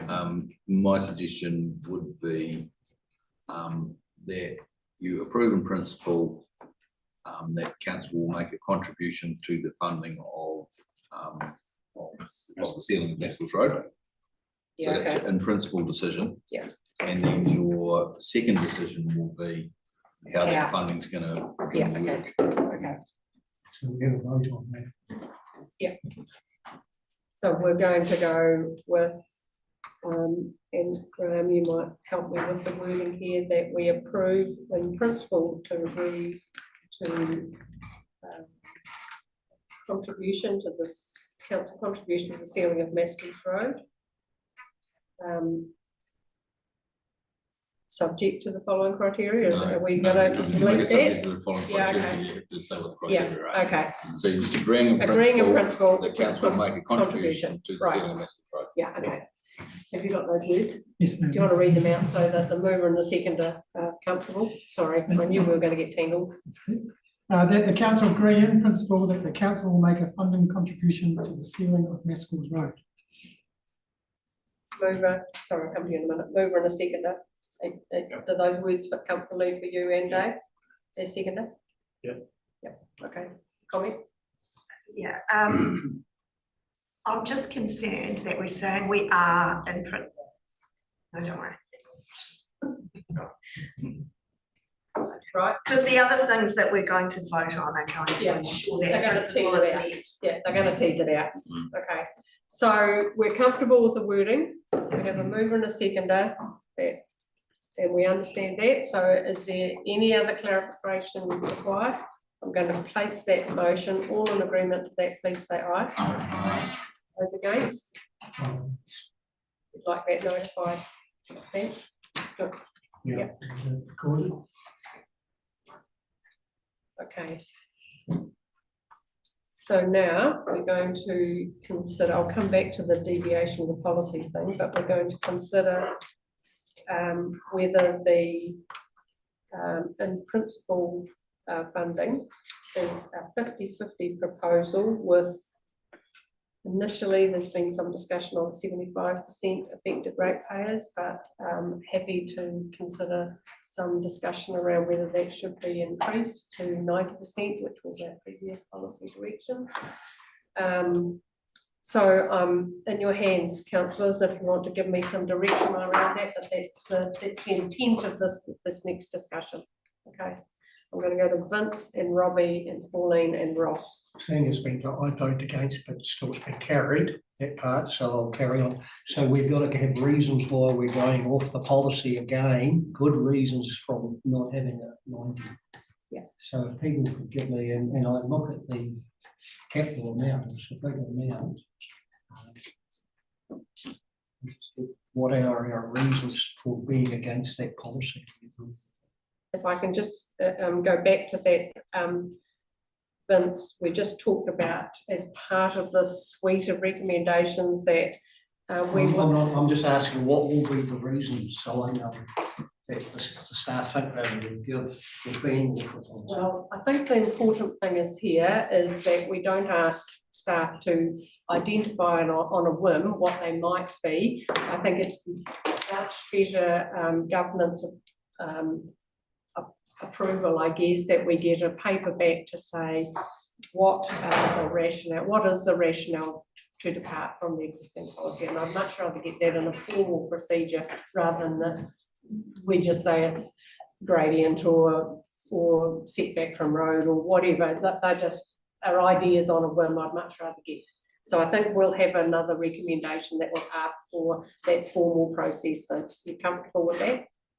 Thank you. I've got Robbie. I'll come to you, Vanessa. I've got Robbie, Ross, Pauline, and Vanessa. Thank you, Robbie. Yeah, I'm satisfied now that the options between shingle and seal that we've looked at, there's entirely confident with some of the options in between. So I'm satisfied we are where we are with the figure. I think that the 50-50, we've painted ourselves into a corner a wee bit, that we've put that out to people over a long period of time now, that one might be difficult to tamper with. But I'm not entirely comfortable with the 75%, because if I break that down, there's 24 people up that road, and I've heard several of those residents being quite animated that they couldn't see why they should pay that, you know, when there's other things that they would much rather spend a couple of grand a year on their property. And I understand that they bought on a shingle road. So for me, it comes down to you're letting 3 people turn around to the 4th and say, this is what we're doing because we want it. And I think if I break it down to that, 3 people telling one person, I'm not comfortable with that. I would personally like to see that percentage increase. Okay. So I'm going to take a couple more questions, and then I'm going to get some guidance from councillors as to how that percentage might be identified in a formal motion. So I'm going to get some guidance from you all. Ross, Pauline, Vanessa, and then Gary. Thank you, Ross. Madam Mayor, mine's not really a question. I guess I'm just really stating my opinion. So is that okay? Yep. Look, having been chair of the ops and gone through this process with the rest of the ops committee and the meeting of the Maskell's Road people here that evening, and seeing for the first time there were some naysayers, and that's the first time I'd hit it because we were the other side. And I guess I'm really comfortable after, with that still in the back of my mind, is the, coming from that meeting is the 50-50 split, obviously departing from our policy. And regarding that 50-50 split, as has been said, WIMAC has this policy, the floodgates haven't opened. So I've known that from the word go. I've had discussions with staff about that. So I'm comfortable that it won't open the floodgates, having 50-50 payment. And then in regards to the 75%, I am comfortable with that, having gone through the whole process, seen the naysayers in the room, and in my mind, it's still for the greater good. And to me, 75% is enough of a threshold for me to be comfortable with. And look, in life in general, if you get 75% agreeing on something, you're doing probably pretty well. So to get 90% is a rare thing. So I'm comfortable with the 50-50 and 75 for the reasons I've stated. Thank you. That's great, thank you. Pauline. Yeah, thanks, Madam Mayor. Just in regards to the 50-50 split, I am all for that for the initial payment, but I just caution us about using the words 50-50, because if we then resolve, which I'm in support of, for council to retain the further financial contributions, I would hate for us to be in a position where we're then accused of it not being 50-50. So as long as we had the word initial 50-50, I'd be comfortable with that. In regards to the percentage, I've had a bit of a play around with numbers because, as I said earlier, I think given that we are digressing from policy and we may have, other residents from other roads come to us, I think setting that threshold percentage high is important. The only issue there is when you play around with the numbers, 75% is the only number that gives you a clean number out of 24. But I did come up with 80% is 19.2. I mean, yeah, I would be comfortable to go higher, but I need to understand the park property thing is, are we rounding up? Are we, yeah, or is there an option for us to say 20 out of 24 properties? Or, yeah, no, perhaps we can take some direction on that rather than a percentage, because it's not a clean number. Cool. Thank you, Gary, and then Dave. Thanks, Madam Mayor. I would stay with, I'm happy with 50-50. I understand the need maybe to put the word initial in there to cover our options for however the financial contributions may come back. I'm comfortable with 75%. It's been a number that's been used all the way through those discussions. So it has some continuity, if that's the right word. The residents themselves, I believe, are comfortable that they have the 75. I don't know that we saw that number finally, but there were some games being played about different attitudes, whatever. But the door knocking that's gone on, and from what I understand of the communications within that community is, I think 75% is achievable and is the right number. And I've got a feeling others will come on board when they see how the whole thing's actually going to happen. Dave. Yeah, bit comfortable as 50-50 initial is what we're saying. I think 75% is quite a standard thing that's used in major companies' shareholder decisions. My years in our,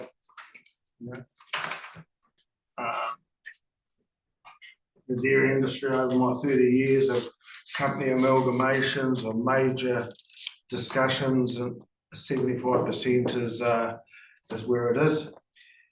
You can turn it around and say if it was 90%, one person's going to stop it for the majority. So 75% is actually it should be. And we use the WIMAC example. The floodgates don't open, and not totally, but when Vince talks about the huge amount of costs to the council. And I'm not relitigating everything, but if you put it over 10 years in debt, it's not a lot of money. You don't go and buy big capital items out of your grocery money, do you? You borrow the money and pay it back over 10 years. So it's insignificant. Thank you. Sorry, Vanessa, That's I right. missed you on my list. Mine. I do apologise. Through the chair, very simple 50-50, and it would be for me 75% at the absolute maximum. Okay, thank you. So look, I've heard. Oh, sorry. Madam Mayor, just for fear of throwing a little bit more complexity into it. One of the things, when we have been engaging with the residents on, the affected residents on Maskell Road, we've not always engaged with everyone. So I think when you're saying 75%, you might want to caveat that with, of the people that engage with us, or is it going to be every single property that we're going to go and ask? Because like I say, in a lot of it, probably 75% of the residents have engaged, but there is certainly a bunch of them that haven't. So when you're establishing 75%, it's probably 75% of what? Isn't it 75 of the 24 residents that we've identified, isn't it? Yeah. And if they don't respond, is that no response, is that considered pro or con? So number one, we need to stop talking about residents. It's actually rateable units that we're talking about here. Each rateable unit will have one say. It's not down to a property type of residents. If a property doesn't respond, that is not a vote in favour. It's not necessarily a vote against, but it's not a vote in favour. No. So the letter needs to be quite explicit around that when we consult with all of the ratepayers, we need to always spell that out in black and white. So I'll come to you guys in a minute, but I'll leave you to. Sorry, yeah, just following that up. My understanding is we haven't done this capital project funding plan properly before. Goes out if they don't respond. Yeah, really, the capital funding plan is there to decide lump sum or targeted rate. If they don't respond, if they're just throw their head in the sand, it goes into a target rate regime, and they will be set a target rate of 2,200 per annum for 10 years. So there is an escape, but even if they're against it, they are required to pay, and we just have to rely on the because it will be set as a valid rate. Will be set our rates charged on the property. If they still refuse to pay, it goes into the debt collection regime at that point. So there is no, I don't want it, so I'm not paying. So I think we need a step before we move into that mandatory regime, which is to canvass each property and see what percentage support there is. And if it's over 75% support, 75 is the number, then we'll move ahead with the targeted rate or lump sum versus targeted rate process. I think we need to canvass properties prior to that. And Dan says some of them don't engage. If they don't engage, that's not a vote for or a vote against. But I think that's something that needs to be. So the arbitrary explicit. 19 or whatever isn't an arbitrary 19. Because you might get 3 properties reply and 2 say yes and 1 says no. So you've got 66%, so you've got 75. I'm going to take a few more comments, and I think Vince. So is this the whole, is it going to be rated on the whole road, or is there a point in the road? So it's like even the part that starts in it now, they're going to be paying for the new seal as well. No. They've always been. But it's not stated anywhere here. It's for all properties that have a driveway or an access way, a primary access way on the unsealed section of Maskell Road. And that's been. I'm just getting in my head what's actually. I mean, those sorts of details need to be quite explicit in the letter, no doubt that, there is no anomalies. To me too, it's all very well for a councillor who's like, say it's a minor, over the time it's $19,000, which it's quite a, you know, you guys might be in a high income area, but it's a lot of money, so I feel that having it at 75, I feel for the 25%, you'll have to pay it and may not be able to afford to, you know, so you're putting a lot of people at risk that way. I just look at, I think it's, because it's quite a big, it's a big increase in their rates. A lot of it will be a 50% or 100% increase in their rates. And we've got to look at it that way. Yeah. You know, and that, there's only been a certain group, and I feel this whole thing's been driven by just, it's been the tail wagging the dog, and the whole thing. They've decided how much we have to put in. They've decided how many will vote for it. Right. We've just sort of dragged it along.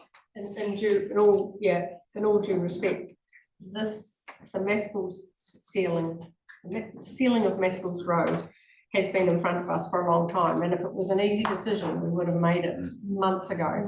This is a decision that has been fraught with, you know, as we've already talked, it's a deviation from our normal policy, and we've talked about risk to us as a council. We've talked about all of the issues that are in front of us in regard to making a decision here today to progress this in principle funding option.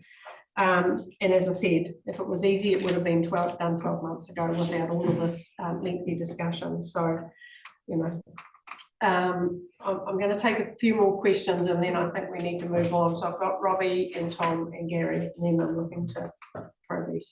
Yeah, just like Hamish's point just clarified around to me, if there's 24 ratepayer units or whatever, I would really be doing absolutely everything possible to get an answer out of those 24. I really would be uncomfortable if it ended up being 12 of them come back and a particularly invested portion of the road, put it through, and someone else comes back from working overseas or whatever to find that, you know, it's just gone up.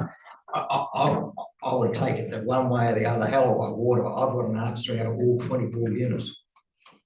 Thank you. That's great. So just respond to that. It still also has to go through an annual plan process. Yeah. Following that as well. So there's another opportunity for the ratepayers on that road that don't want it to make their case, and that, you know, I mean, you lead a horse to water on these things. Tom. Yeah, it's just an illustration of what Robbie is saying, exactly. In the extreme situation, 4 ratepayers can vote, 3 ratepayers can vote yes, which will give you your 75%. That means 3 ratepayers decide the fate of 24 ratepayers. Just So the purpose, if I can, Madam Mayor, just to clarify this, so the purpose of the poll would be to see whether we've got 75% support, and it could well be that we get 75% support with 3 ratepayers saying yes and 1 no and everybody else abstaining. The process then is that we will have to go into an annual plan process where they will have another opportunity to have their say. And following the annual plan process, if it's agreed, then we go into the statutory process to levy them with a direct contribution or put the rate on. So I think, you know, there's some gateways here for those ratepayers if they are against it to say so. And that's not just the 24 ratepayers that live on Mescals Road, it's actually all of the ratepayers of the district can actually provide some feedback, and we will need to analyse that, and the weight of that argument will be debated at another time. So that we're just providing a threshold or a gateway for further negotiation or discussion with the ratepayers. Gary, I think you had a question. Madam Mayor, just to try and give some clarity and maybe a little bit of confidence around this whole process we're talking about. From my understanding, there are 24 ratepayers, I'll use my words correctly here. Something like 60% or whatever responded to an early letter from Dan with regard to the original proposal. That was prior to the August meeting, I think, in the council rooms. then there were a number of ratepayers who didn't respond on that. They didn't vote against, but they weren't part of saying yes, or 62%. The ratepayer, the locals who are right in behind this, and many of you know the names of these people, they've done a lot of work door by door, address by address and so on. And they believe that irrespective of some of the other political responses or whatever you want to call it, the true level of support is actually with 18 or 19 of the 24 that they've got to. So the reality is, I think 75 is the right number. I think that when we go out there, we will get a strong percentage across the vast majority of the ratepayers if we put the effort in to do it. I don't think there's going to be games being played or anything else. The key thing that will be integral in how we go out to get that number is what indicative price we put on the project that drives then what the rating effect will be. The discussions in this room in August floated the idea that it may be a tender outside our normal process, open to the market, you know, contractors looking for work, whatever, and let's see what is the lowest price we can bring in on that project, and that should be the number or an indicative version of that number. It might not be the final, but indicative numbers such as that would then drive the estimated rating dollar effect, which would in turn help boost the response. Could I just get some clarification from Hamish? Did I hear what annual plans and everything? We might be a couple of years out from this happening, or surely not. We've got an annual plan coming up at the moment. Yeah. And if we can get through this, we can actually start to work it towards that annual plan. And just through the chair, the residents are aware, in conversations I've had, that the earliest this would be is in the upcoming annual plan. Yeah. So that's not a surprise to them. And that was one of the directions that are covered off at the. It was never going to be in year one of the LTA. So yeah, if we can get through this recommendation, that we would, a further recommendation is that we direct officers to consult with all affected ratepayers prior to the annual plan with the intention of inclusion into this year's annual plan. That was some of that discussion. Yeah, because I suppose I just don't want to get hung up. If we put it out to most ratepayers to get involved, make a decision, and they don't get involved, that's their problem. Fonterra, again, I'll go back to Fonterra, you know, our primary industry and all the proud good stuff. They're making a major push at the moment to get out of Anchor and all its consumer brand businesses. It's huge. Send us lots of information, but if we don't vote or don't get involved, that happens. It's a 75% vote. So Robbie, don't we get hung up about it, you know? Meetings can't leave the water. Yeah, I'm pretty keen to carry this. So one last comment, and then I'm keen to put a recommendation together.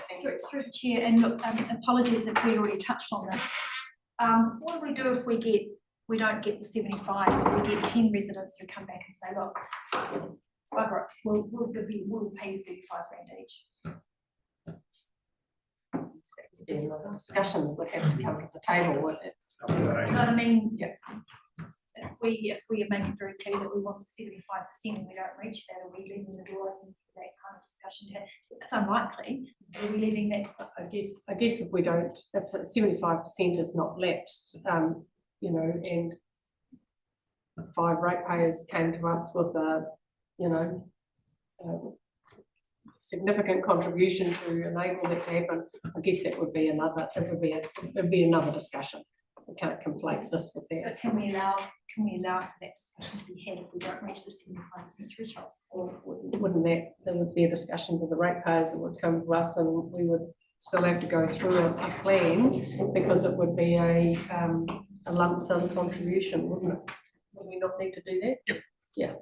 So it would just need to be. It would be a new separate proposal. Yeah. This proposal will have failed at that stage. Yeah. A new proposal.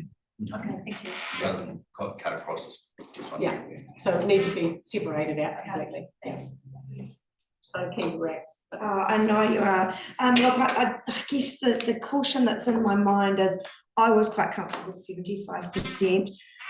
But in the discussions that we've had today, and we have talked about, and Vince has raised it, and rightly so, what happens if we have other residents of other roads come to us? 75% of 24 is one thing, but 75% of 4 or whatever is another thing. So we could well be setting precedent here. So I guess that's my caution in regards to percentage setting. I don't know, Madam Mayor, are you looking for a resolution? Well, I mean, I think we can go round in circles and have, you know, shift the stones a little bit and not actually achieve anything greater as a result. So I've, I guess, tried to canvass, I'll come to you in a minute, okay. Tried to canvass your opinions to get the 50-50. I haven't heard anybody not consider 50-50 with the inclusion of the words initial that would be involved in the proposal. I've heard general agreement for 75% as an industry standard or whatever. There was some discussion with a higher or somewhere in the middle, but it feels as if the percentages, the language that we've been speaking with to date, to significantly alter or change that probably is going to give us less than the desired result. The trick will be actually how we facilitate that action and achieving you know, feedback from the community that we're speaking of. So that's kind of what I think I've heard for the main part. If I haven't captured your thoughts, I apologise. But Vanessa, I'm kind of keen. I'm wrapping. I'm wrapping as I speak. And just through the chair, just further to Councillor White's comments regarding setting precedent, I want to take it back again to section 80 of the Local Government Act, which makes it very clear that it all comes back to the declaration of the inconsistency of the policies, and that's why it's absolutely vital that we make that the case. So, for example, if we're talking for residents, we're not talking high traffic volumes, which to me is the main inconsistency of the policy. So that's where it's got to be explicit. And just bear in mind, we talked about that in the beginning, that we're going to, rather than deciding what those, the deviation from the policy is just at a whim, yep, we're going to direct that, so we're giving actual evidence to say these are our reasons in this instance why, and so it actually avoids the likelihood or inconsistency of approach from other residents. So we've got to make sure we do this in a seamless approach, so we don't get caught up in for future requests, I guess. And I think that's what we were heading to. So yeah. I'm happy to move if you would. Yep. Have you got some words, or do you want I'm me to happy just to move that the approach we use is a 50-50 approach with a 75% agreement. So we want the word initial in there, Gary. Whatever words you need to add, okay. yeah, I haven't thought through the fine print. And ratepayers agree to either a lump sum or targeted rate, probably needs to be wrapped into that as well. I think the intention is to go out and get the 75% agreement from the properties. Right, and then okay. we can, on a 50-50 approach. Okay, right, I'm happy to leave. Then 100% of a lump sum or a. Yeah, okay, right, as long as we don't, we're just trying to get it as good as we can without peculiarity. So Gary, you're moving that council consider initial 50-50 proposal for the ceiling of Maskell Road with a 75% of all ratepayers agreement. Yeah, for the proposal to proceed. Yeah, okay. So you're moving that. Do I have a seconder for that? Vanessa seconding that. Is there any further clarification? You said all ratepayers are, I'm taking that's the motion, we're saying 75% of all ratepayers, because I do take that point with the next little road with 4 people living on. I always wonder if 75% of a certain percent reply. 70, each person's 4%, so you can go up down a percent, it doesn't make a big difference. But you know, I just worry about, you know, if half reply and we're only looking for 75% of that half reply, that's a bit scary. That's the intention, that we expecting a full suite of responses in that. Yep. And Madam Mayor, are we saying ratepayers or rateable units? Rateable units. Rateable units, thank you. And it's all rateable units that come off Maskell's, the unsealed portion. Unsealed portion. Yeah. Do we want to clarify Still that? need to firm up what that number is. Okay, is there any further questions? Are you happy that I'm going to put this motion?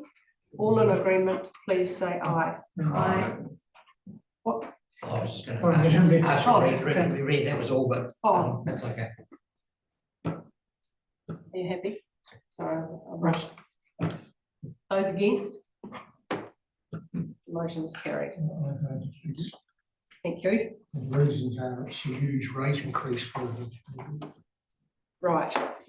So in consideration of this, we've still got a couple of things to consider, and that is the consideration around future rateable units on Maskell's Road, and what I heard from you before, Monty, was that contribution should be retained by council.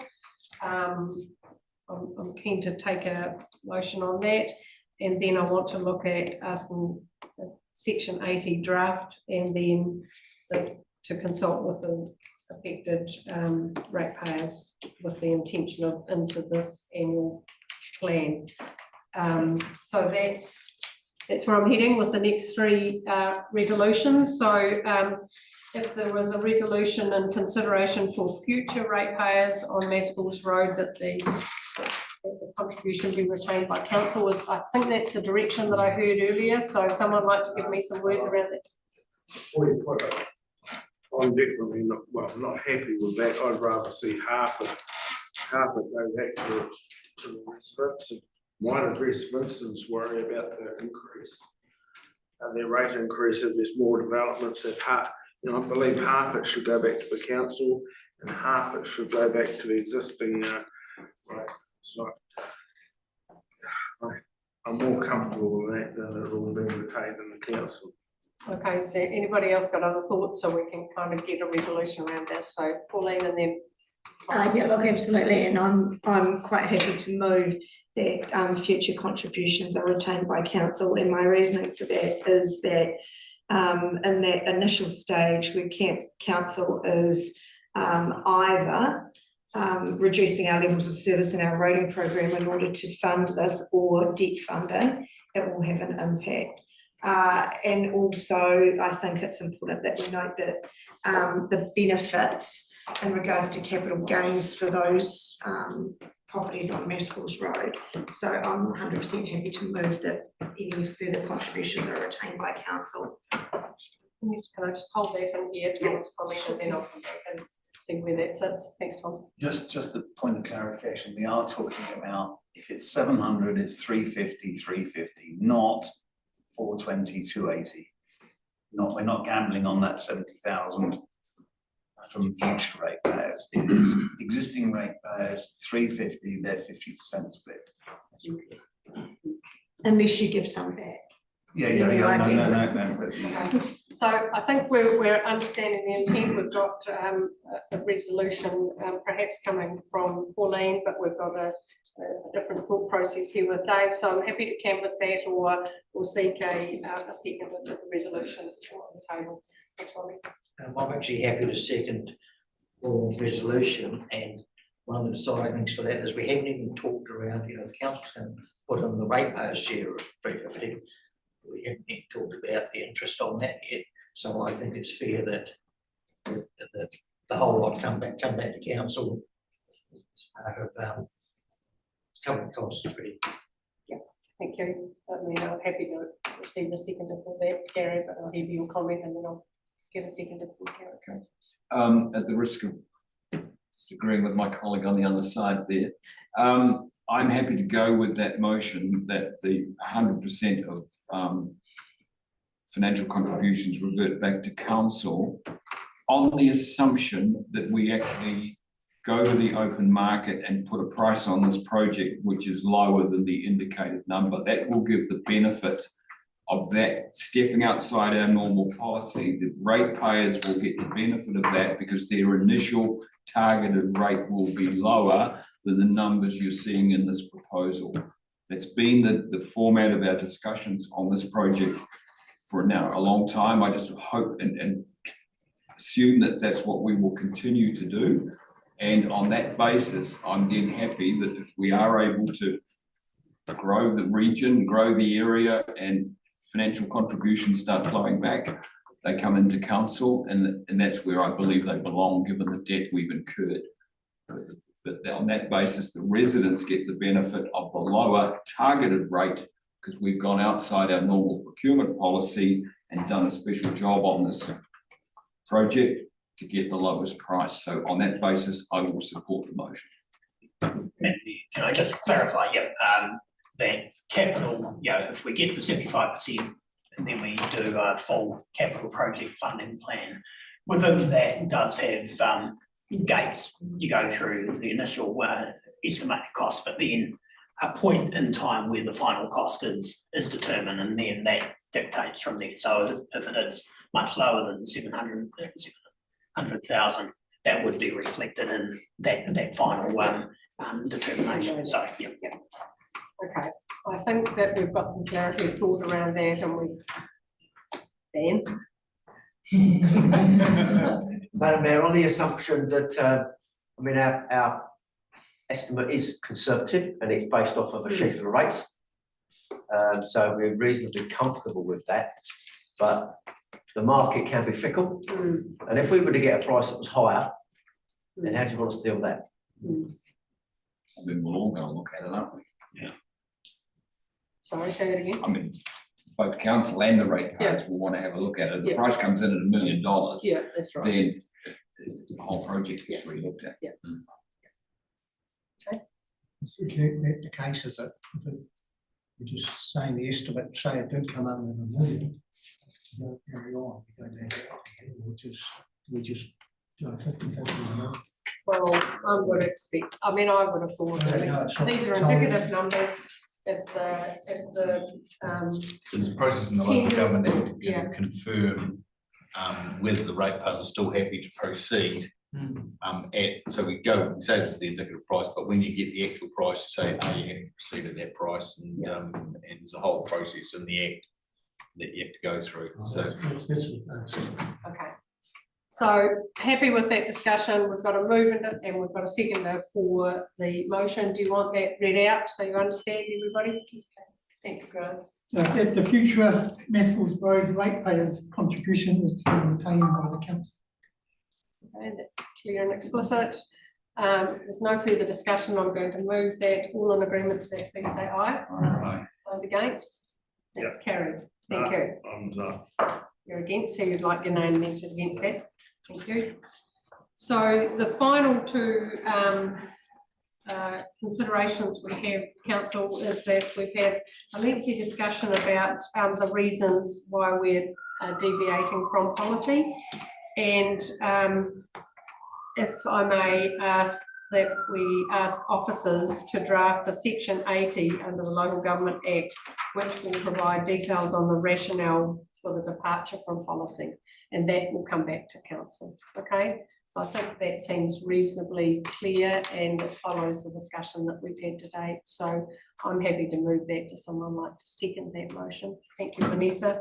So all in agreement to that, please say aye. Aye. Those against? That's carried. Thank you.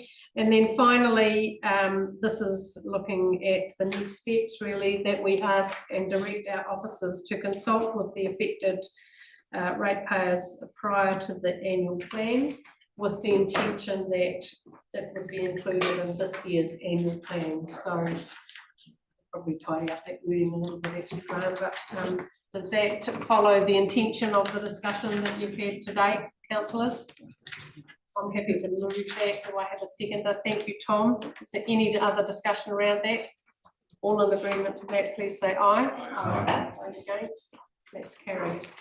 Have I done everything that's required from this report Jason, tidying it all off. Yeah, I believe so. Yeah. I think, the final, being capital, the formal capital.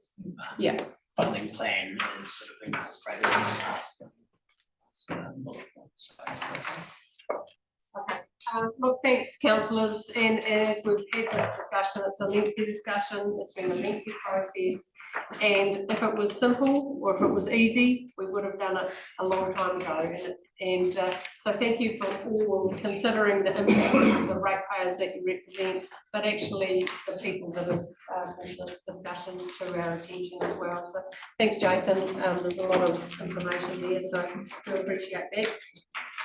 Councillors, we will now turn our minds to page 89 of the report, and Claire is going to take us through the our submission to the local government water services bill. I know this has gone out to you all seen this, so this is the ratification to that, but Claire, if you just want to take us through that, that'll be fine, thank you. Thank you very much. As Madam Mayor says that you've seen the submission earlier on, and thank you to those who came back and provided feedback about the submission. The focus is on clause 40 of the bill, which states that elected members and staff are not able to be on the board of local organisations. And as noted in the paper, there are a number of reasons why it might be appropriate to have some members of the elected members and staff, general staff, to the board of local organisations. There is a requirement in the bill that people are appropriately qualified and competent, and that there's a mix of skills between the people on the board, and obviously people who have previously been involved with water services have skills and experience in that area. Great, thank you, Claire. I think the wording in the bill certainly reflects the desire of this council, so really pleased with that. So councillors have got any other questions? I think this is a reasonably easy to endorse that attached submission, but if there's questions or happy to move, happy to second. Is there any further questions? All in agreement with that, please say aye. Aye. That's carried. Thank you. Thanks, Claire. You're right. Sorry, I've emailed, but this is all a bit quick. So. Oh, sorry.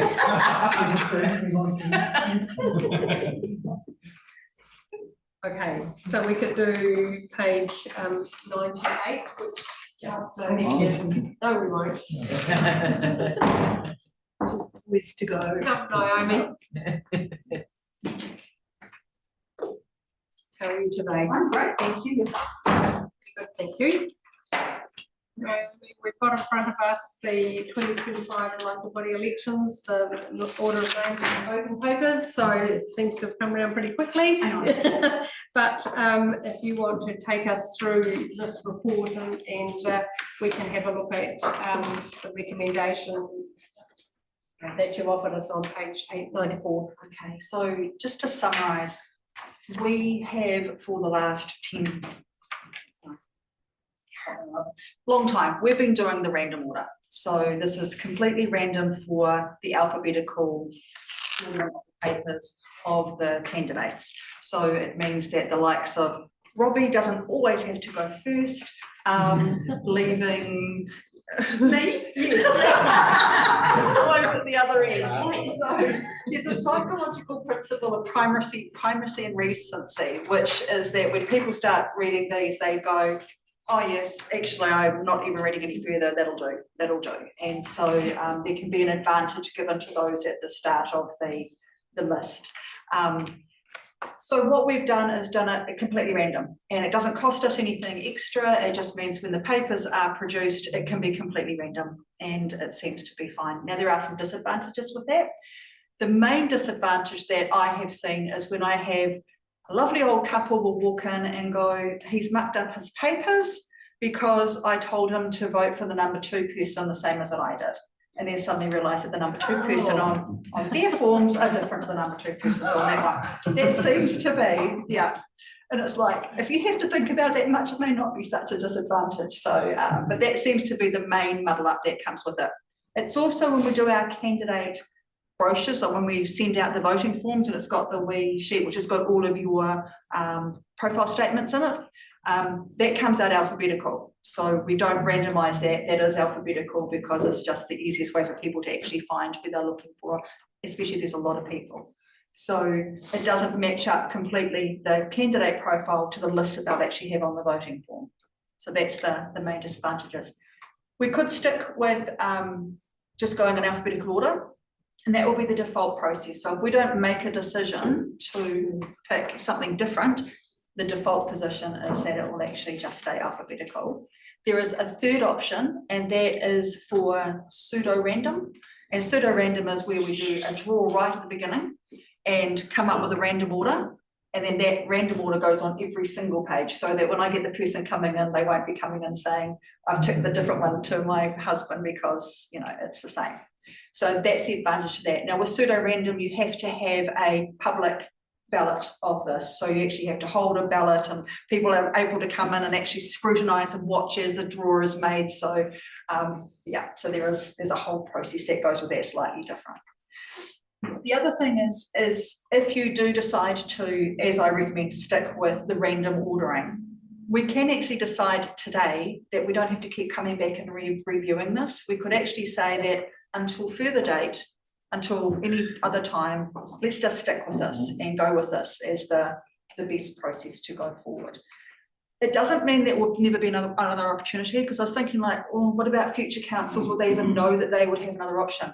Well, every 6 years we do a representation review, and as part of that representation review, we come back and we look at STV and everything. So I think it is going to be put back in front of future members to consider that. So that's basically in a nutshell, if you've got any questions. That's cool, thank you, Naomi. It does seem sort of good sense for the or option that you've provided with us. I guess if we had a by-election or, you know, something that saves that step in that process, but I'm happy there might be other opinions from councillors around the table to give us some direction. Thanks, Vince. Is it your first name or your second name? It's your second name, it's your surname. So your surname is alphabetised and then in big capitals, and then your Christian name. So That's why I still got on. Must become a you'd like us doing the front Radio councillors, we can make a decision on this. It's a practice that we've had. So I guess the recommendation that we've got in front of us now is that we select just for the 25 triennial elections, or we look at 25 triennial council elections and future elections, or until further notice. That's kind of the options that's sitting in front of you today. So is there any strong preference one way or the other? Thanks. Madam Mayor, look, it makes sense to, as explained, was to go for the second option now. I think I'm happy to move that. Thank you, Ross. You seconding that, Tom? Yep. Any other questions around that? Seems to make good sense to me as well. That pen's like troublesome to me today, Robbie. I was just thinking if Alan Hardmark was going to run or not. Okay. I think we have a recommendation, a motion from Ross and Tom that the council selects random order for voting documents for the 2025 triennial council elections and all future council elections until further notice. If there's no further discussion, I'll put that motion. All in agreement to that, please say aye. Aye. Those against? That motion's carried. Brilliant. I'll also just say that I will be sending out to you all your protocols for this coming period. So the old protocols that the staff have already had those. And so I just wanted to mention this to you before I whip them out on the email, and you'll go, what's all this? And oh yes, that's right, election year again. So the protocols, and we will go through those with probably Anthony from elections.com, and I'll just have to book in a time, hopefully for maybe the next meeting if there's a gap, or the one after. It just goes over the whole electioneering and what can and can't happen, and with staff, and for most of you, you've been around for a bit, some it's like coming in, so now you've got a relationship with staff that you might not have had before, and how that works with particularly social media and all those kinds of things. So stand by. Okay, we'll see you again in the near future, Naomi. Thank you very much indeed. So we now have got decision item 5.5, which is the chairperson to the operations committee. Graham, you're going to speak to this paper maybe, and thanks Robbie, we've got you sorted, you know. Oh. Give you a free shot. Right.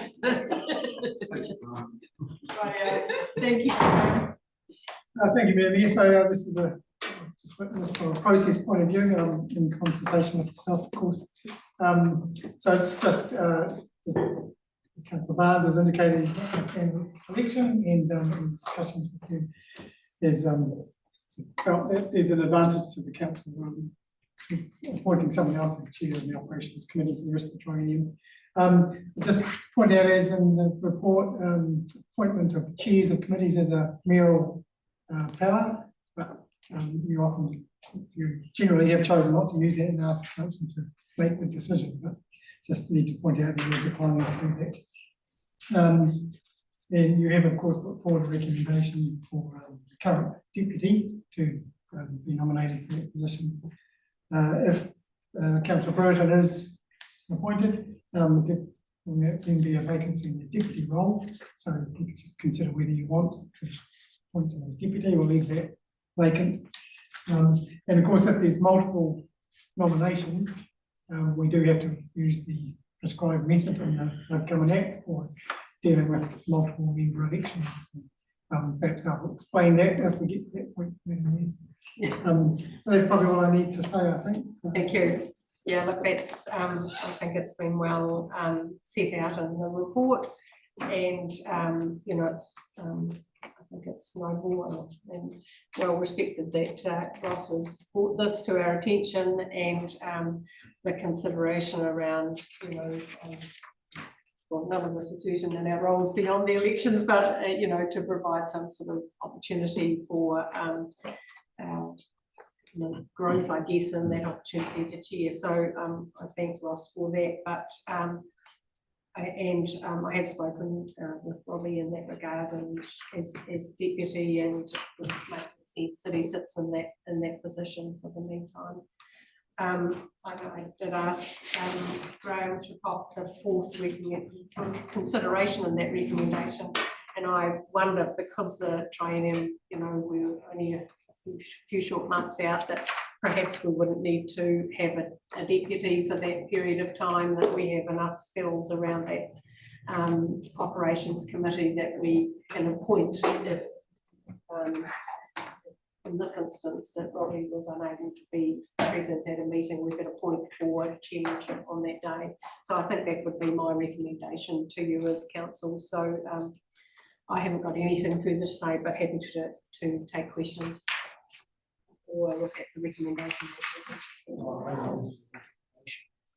Thank you. And perhaps consider not to have a deputy for the remainder of the triennium. Yeah. Okay. So we can just find some around that. So thank you. Is there any other questions, or do I have a second for Vince? You have a second for Vince, and a thanks to Ross for the job he's done in chairing the committee over the time. Well, if I could just speak, Madam Mayor, just and I say thank you for the opportunity to chair the Ops Committee. It's been a growing period for me, and I've always got things right.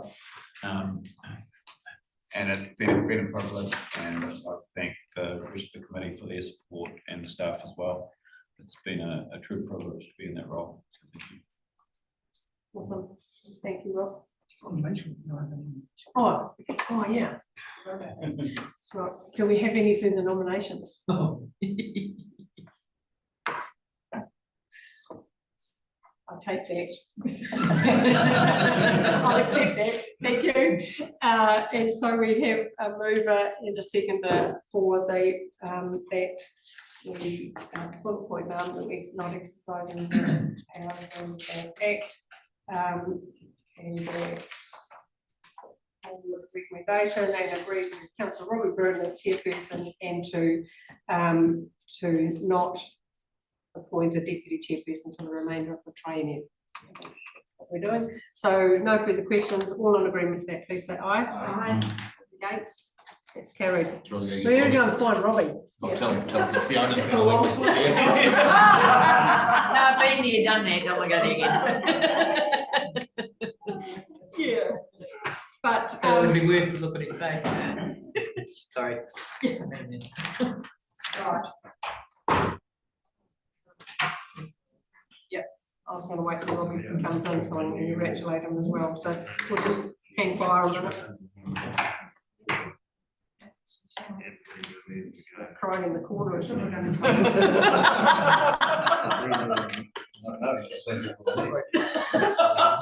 He's eating the lunch. He didn't again, did he?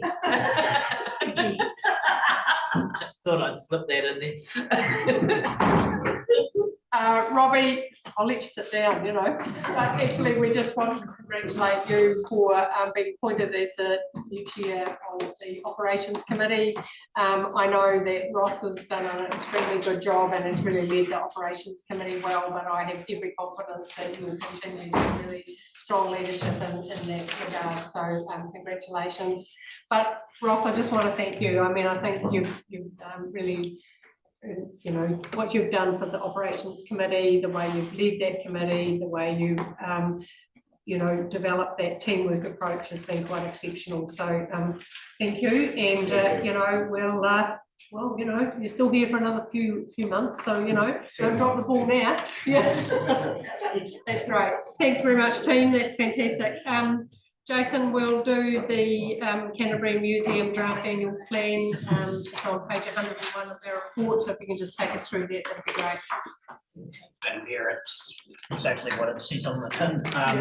We just need to agree to a referral period. The reps from the museum will are actually set in stone. They'll come and do a presentation on the 1st of April, and then there's the opportunity to make a submission to their annual plan. But yeah, their act requires us to confirm the referral period. So it's proposed from the 14th of March through to So that's pretty easy to understand, councillors. Are you happy with that? There's no questions around that. It's part of their museum requirement. So if is there any questions? Are you happy to move it, Tom?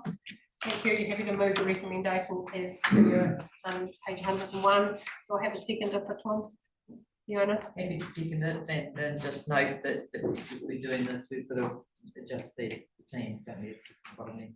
Yeah, well, part of the development of the budgets will be just to confirm the contributions of the levies, both the capital and the operating levy, and we'll just do that as part of that budget process. That's great. So we've moved in a second. All in agreement with that, please say aye. Aye. Those against? That motion's carried. Thank you. So have we got Cameron coming in? On page 103 in the report, Dan's going to do this. Thank you, Dan. We've got the road stopping, the unnamed, unformed legal road adjoining Mottramau Beach Road. By reading the report, it's been through the Glenmore Committee, and the community's had some discussion and input around that. So thanks, Dan. Do you want to just take us through that, and then we'll look at the recommendation on page 103. Thank you, Madam Mayor. Yeah, pretty straightforward. You've seen these sorts of requests come in front of you before. So this was you'll see on page 111. It's a very small strip of land on Mucknow Beach Road. For all intents and purposes, the landowner didn't actually realise that it wasn't their property, and they've been developing it and put a track on the tanks. And this probably goes on right across the district of Roman Place. This is just another one of those. So they are looking to stop the road, and this report just explains, gives all the detail behind that and the process that we follow is generally the Local Government Act. Section 342 to stop the road. So we're looking for approval to do that. And as you mentioned, Madam Mayor, there are several aspects to the recommendation. Right, thank you. Fiona, have you got anything to add from your community's perspective that's really discussed there and Well discussed and Yeah, well supported. and supportive That's of sort of it? logic of it, the Yeah. process. Okay, with that, are you I'm happy to move move? it on that Yes, basis. okay, thanks Fiona. Do I have a second for Fiona? Thank you, Robbie. As questions, this seems like we're just following due process, so all in agreement to that, please say aye. Aye. Those against, that's carried. Thank you. Natalie, Judith, great.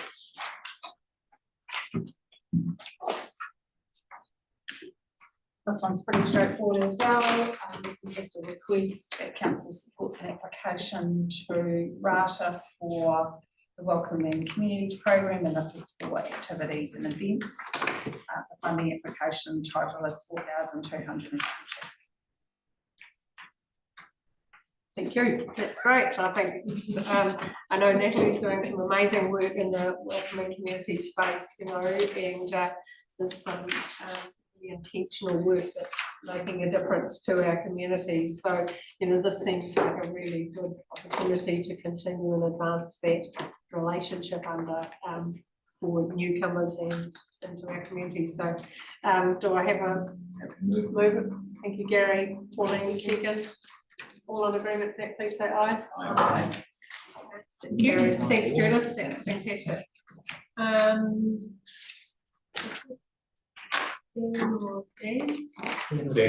is this you? Dan. Capital program? I want to tell people that you just approved it, so they get moving on it. Oh. You're moving too fast, we're running there. It'd probably be helpful, councillors, if we work through this capital program update, and then we'll break for lunch and continue with the rest of our day. Is that okay? Make sense? Thank you. Thank you, Dan.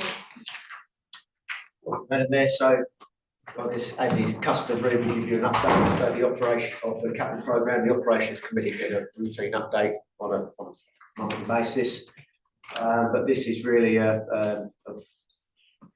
where we're at, where we're heading, and the likelihood is, or the likely end result by the end of this year. So for a variety of different reasons, as we stated in the summary, so namely the auditors, the transition unit when we were going through that process, and will be in a different place to where it was when we first started looking at some of these projects. They essentially they've been overestimated based on what we know today.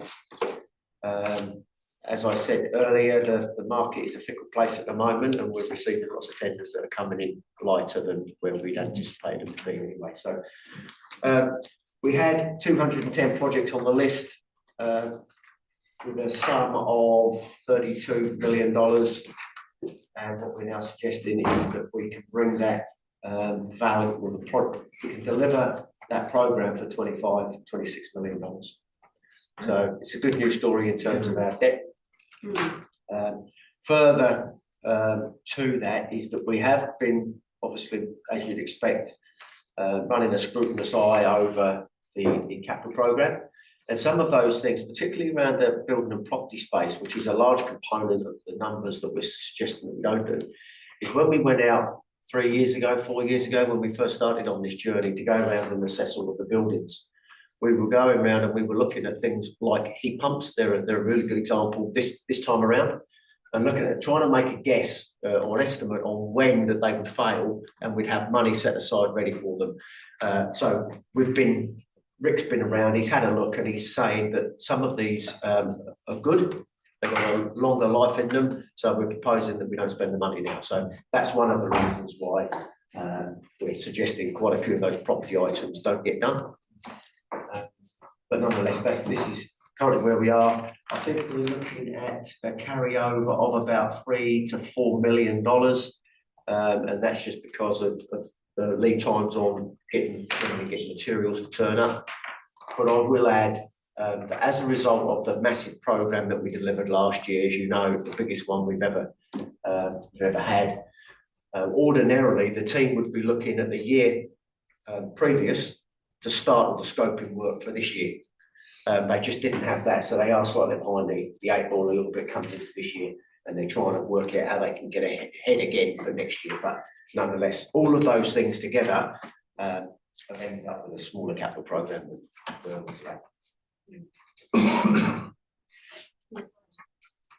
Councillor Sachs, I'm sure you come here and read this information as well, but is there any further question that you might have in regard to this report? Thank you, Madam Mayor. Dan, just on page 120, going down, there's about 6 lines down to roading contract projects. Budget 5.041 million, forecast spend 4.3. That was a bit of a surprise to see that we're not actually spending the budgeted plan. Am I reading that right? Or are those two numbers, is the forecast spend on top of the 1.1? I think, Madam Mayor, I think that there's a bridge in there that I'll check those numbers. You see what I'm just asking? I think that what's happening there, there's a bridge in there that we're looking to defer to the following year. So the 3-year programme always gets spent. It's just about making sure that we get the best bang for it. Okay, thank you. Is there any further questions? I'd like to ask you a question, but I can't find it, so. Yeah. Anyway, is there any further questions, councillors? This is a helpful piece of information as far as, you know, what where we've been and where we're heading, I guess, you know, to give us that information. So we just need to receive that information at this point. So, I'm happy to move that we receive it, and also just comment that as a living document, the staff going through and working through these things, and I know there's been a number of cost saving things and just ground truthing them. So I appreciate the work that they do on that. Ross, I see your hand up. You happy to second it? And I mean, just to, on the top of Fiona's comments, I think that for me, the operations reporting has become incredibly focused on this type of information, and I think that's really helpful to give us that overview of project analysis, you know, the costing, the year to date, you know, where it's at. So I just think from an operations perspective, that reporting it takes an enormous amount of time to get it to get those papers into the reports. But I think it's really helpful, and it supports this as largely an overview, I guess. So thank you. So we're going to move in a second for that. If there's no further comment, all in agreement that we receive that information, please say aye. Aye. Those against? It's carried. Thanks, Dan. That's great. I think we will pause now for lunch. Before we come back to the remainder of our information, we'll start with our financial report, Jason, when we come back at 1 o'clock, and then get through the other information items as we progress the rest of the day. Is that okay? Thank you. We'll be back in here by 1 o'clock.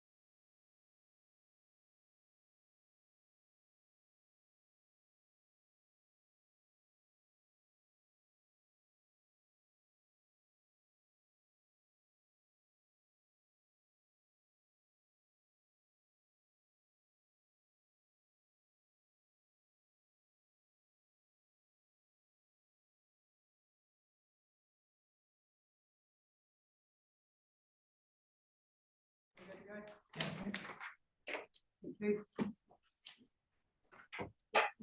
Because Lisa's not here. So, thanks, Jason. We're now on page 127 of our report, which is our information item, our financial report for the end of January. So if you just skip us through that as we normally do, that'd be great. Thank you. Thanks, Madam Mayor. So, same format as we've provided in the past. So page 133 to 154 is the financial report for the 7 months to January 25. So I'll quickly run through the issues. So page 130 is overall. So at this stage, for the first 7 months, we're about $2 million up on our revenue, and about $1 million down on and then capital expenditure, we're about $1 million just over what we had allowed for the first 7 months in the budget. Further through, page 131 is Jason. Sorry. Excuse me, through you, Chair. May I query a couple of things on that page? Yeah. No. Just at the top of that page, three questions. The rates is below the operating revenue. Rates is below what was expected. That's correct. Yeah, these the reason is on page 131.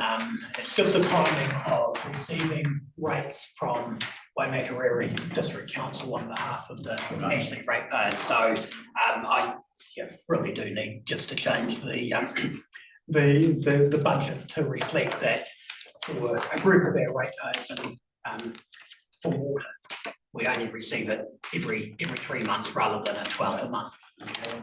Secondly, NZTA subsidies there is minuscule in comparison to what we were expecting. 16,000 as opposed to 256,000. Yeah, and again, it is purely timing of the work. So overall for the full year, and I will concentrate on the full year date, we're about $230,000 down on our budget for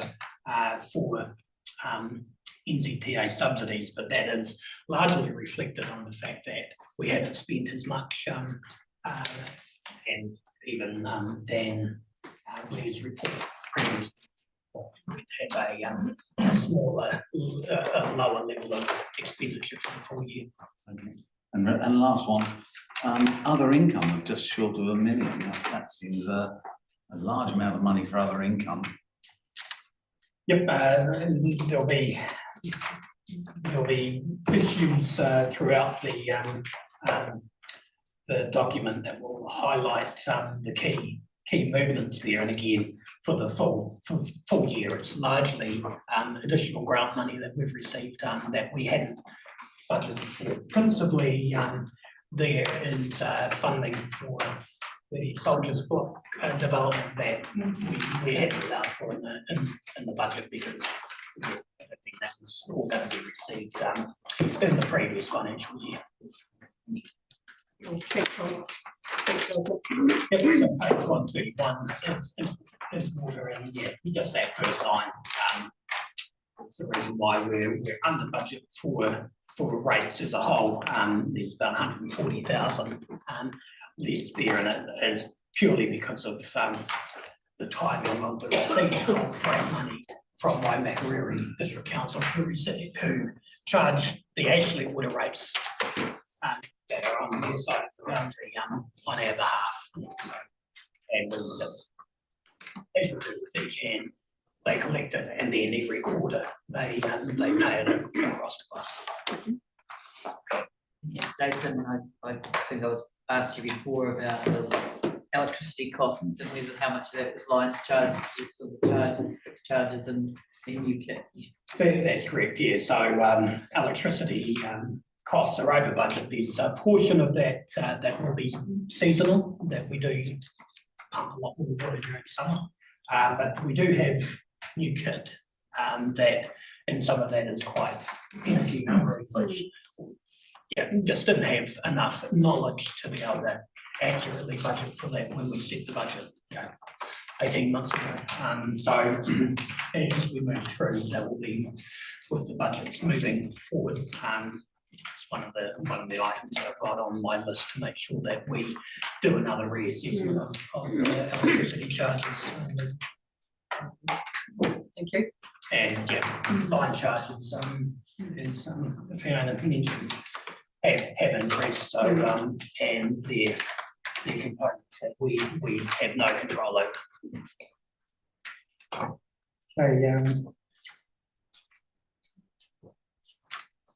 So happy to answer any other questions around water.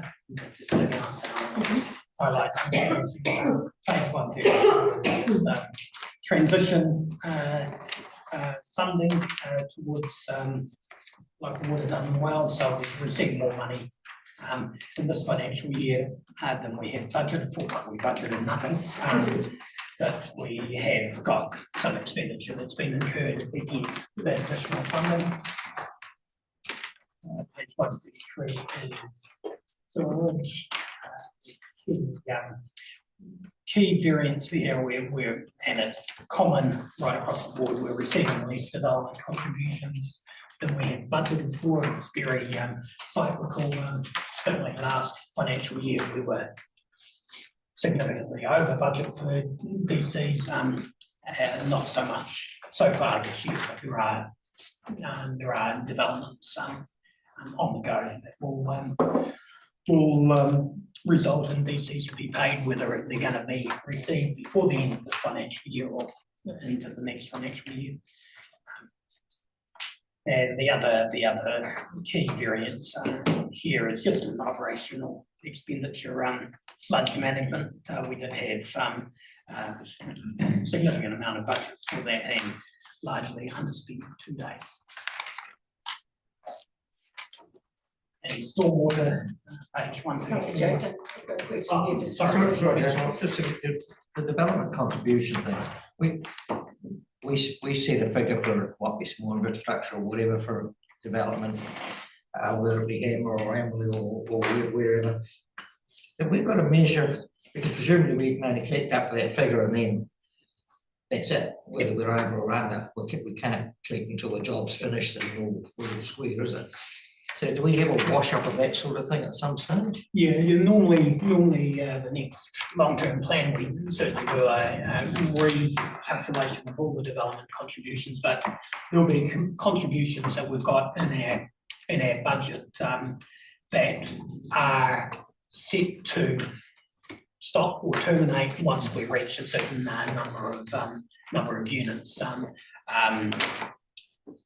We're not in that boat at the moment because what we had planned for has been, or what we had budgeted for is higher than what we've actually received. So that will flow through into the next financial year until we do get to a point where, if we had predicted that cost, the growth portion of the capital works was to be funded from 50 new sections. Once we get them to 50 new sections, it stops. Kenny is identifying the difference between section 50 and section 51, and quite often it can be the same developer doing 8 or 9 lots. So there is a little bit of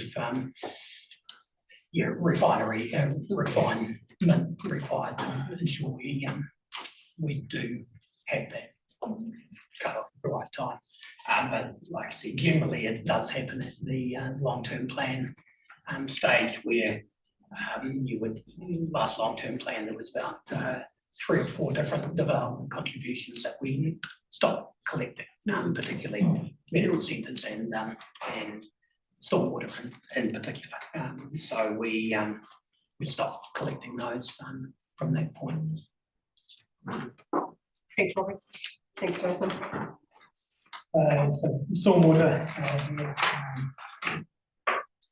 just various timing variances on the operating costs around compliance costs, consultants and some coastal operations.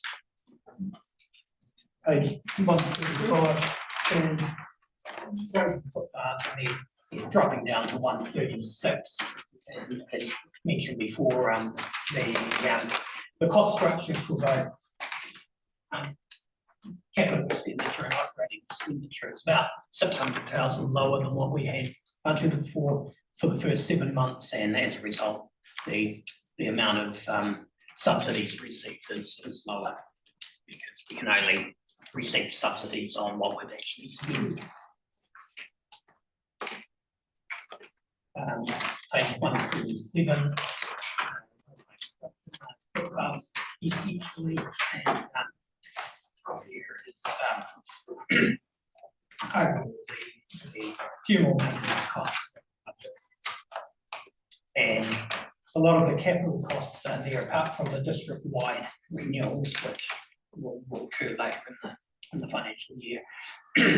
Those other costs are dependent on individual community committees committing to work, and I know that there is certainly components of that will just sit there and carry forward into the next financial year. The new footpaths haven't specifically been identified.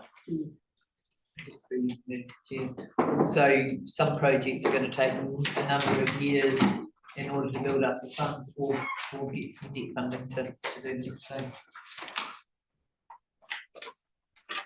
Okay, page 138 is coastal hazards and key the only component here is force protection down at Angley Beach now. In January, we were just timing of the renourishment work, so when assuming that's well on the way now, so and the February accounts we should see some that budget. Right, page 139, group activity for the public services, and then that flows through to page.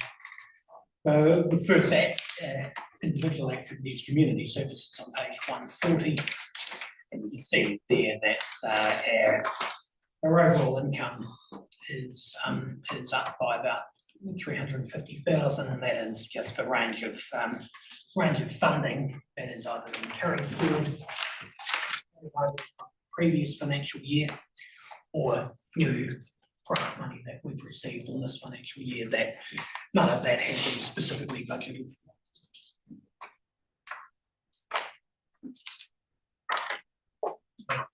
41 is property. And this is where the predominant variants have been in the Soldiers Block.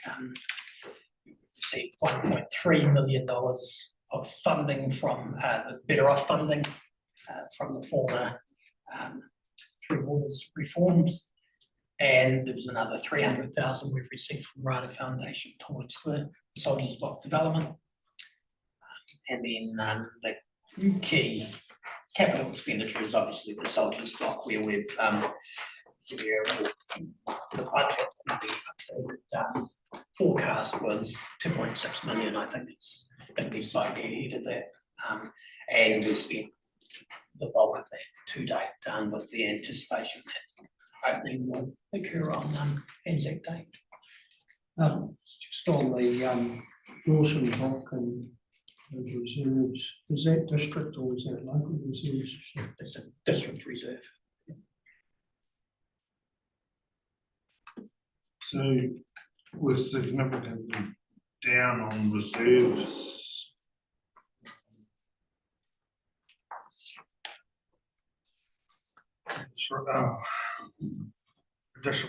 Additional wages, it's half it. So what were we going to do? Well, that was how the budget was structured. Now, what we say in the budget may well be different to what we end up incurring. So it is, if they haven't allocated the time to reserves, it will be allocated. And this is Rob's team and the maintenance team. It will be in other areas because we significantly dropped staff, but you will see probably Which is out. Corresponding increase in perhaps not really, but it does balance out overall. Consolidated one that's the same, so that's somewhere else that's gone to. Consolidated one that's not the same. It's probably be incorporated, it's not so much either, so so we need to dig down a bit deeper. Certainly in January, there was a significant amount of leave that was used. Go on leave, and we had already costed that as during the year as part of the holiday pay allowance. So they actually use go on leave. It's already been sort of accounted for in our accounts prior to the that month. So it's just 170,000 there. So if you look at the consolidated, it's the same. I'm just trying to see where it's coming from. Okay, well, yeah, overall we're down on back to page 130, down on wage costs by about 380,000. So there has been overall some that hadn't been filled.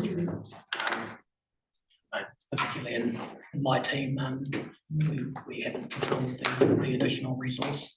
And I know in Dan's team, there's a few others that we haven't got to the point where we've That's all good. That's good, thank you. Page 142 is reserves, and on the budget with a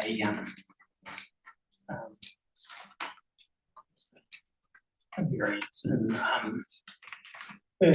internal interest received, so higher than we had budgeted. Number of reserves, home funds, particularly development contribution funds, and particularly the South Ward, where we had budgeted that a good part of that money would be spent, and it has been to date. So while it's sitting in the specific fund, it's certainly a higher interest.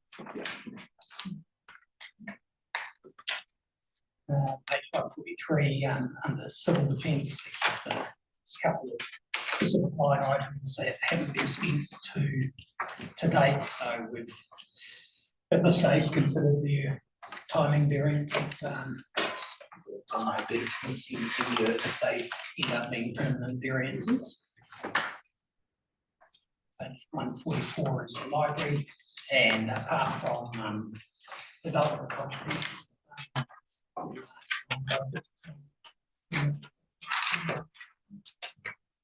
waste minimisation on page 145.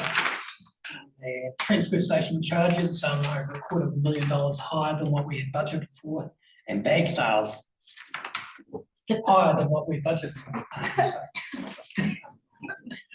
Sorry, second look there.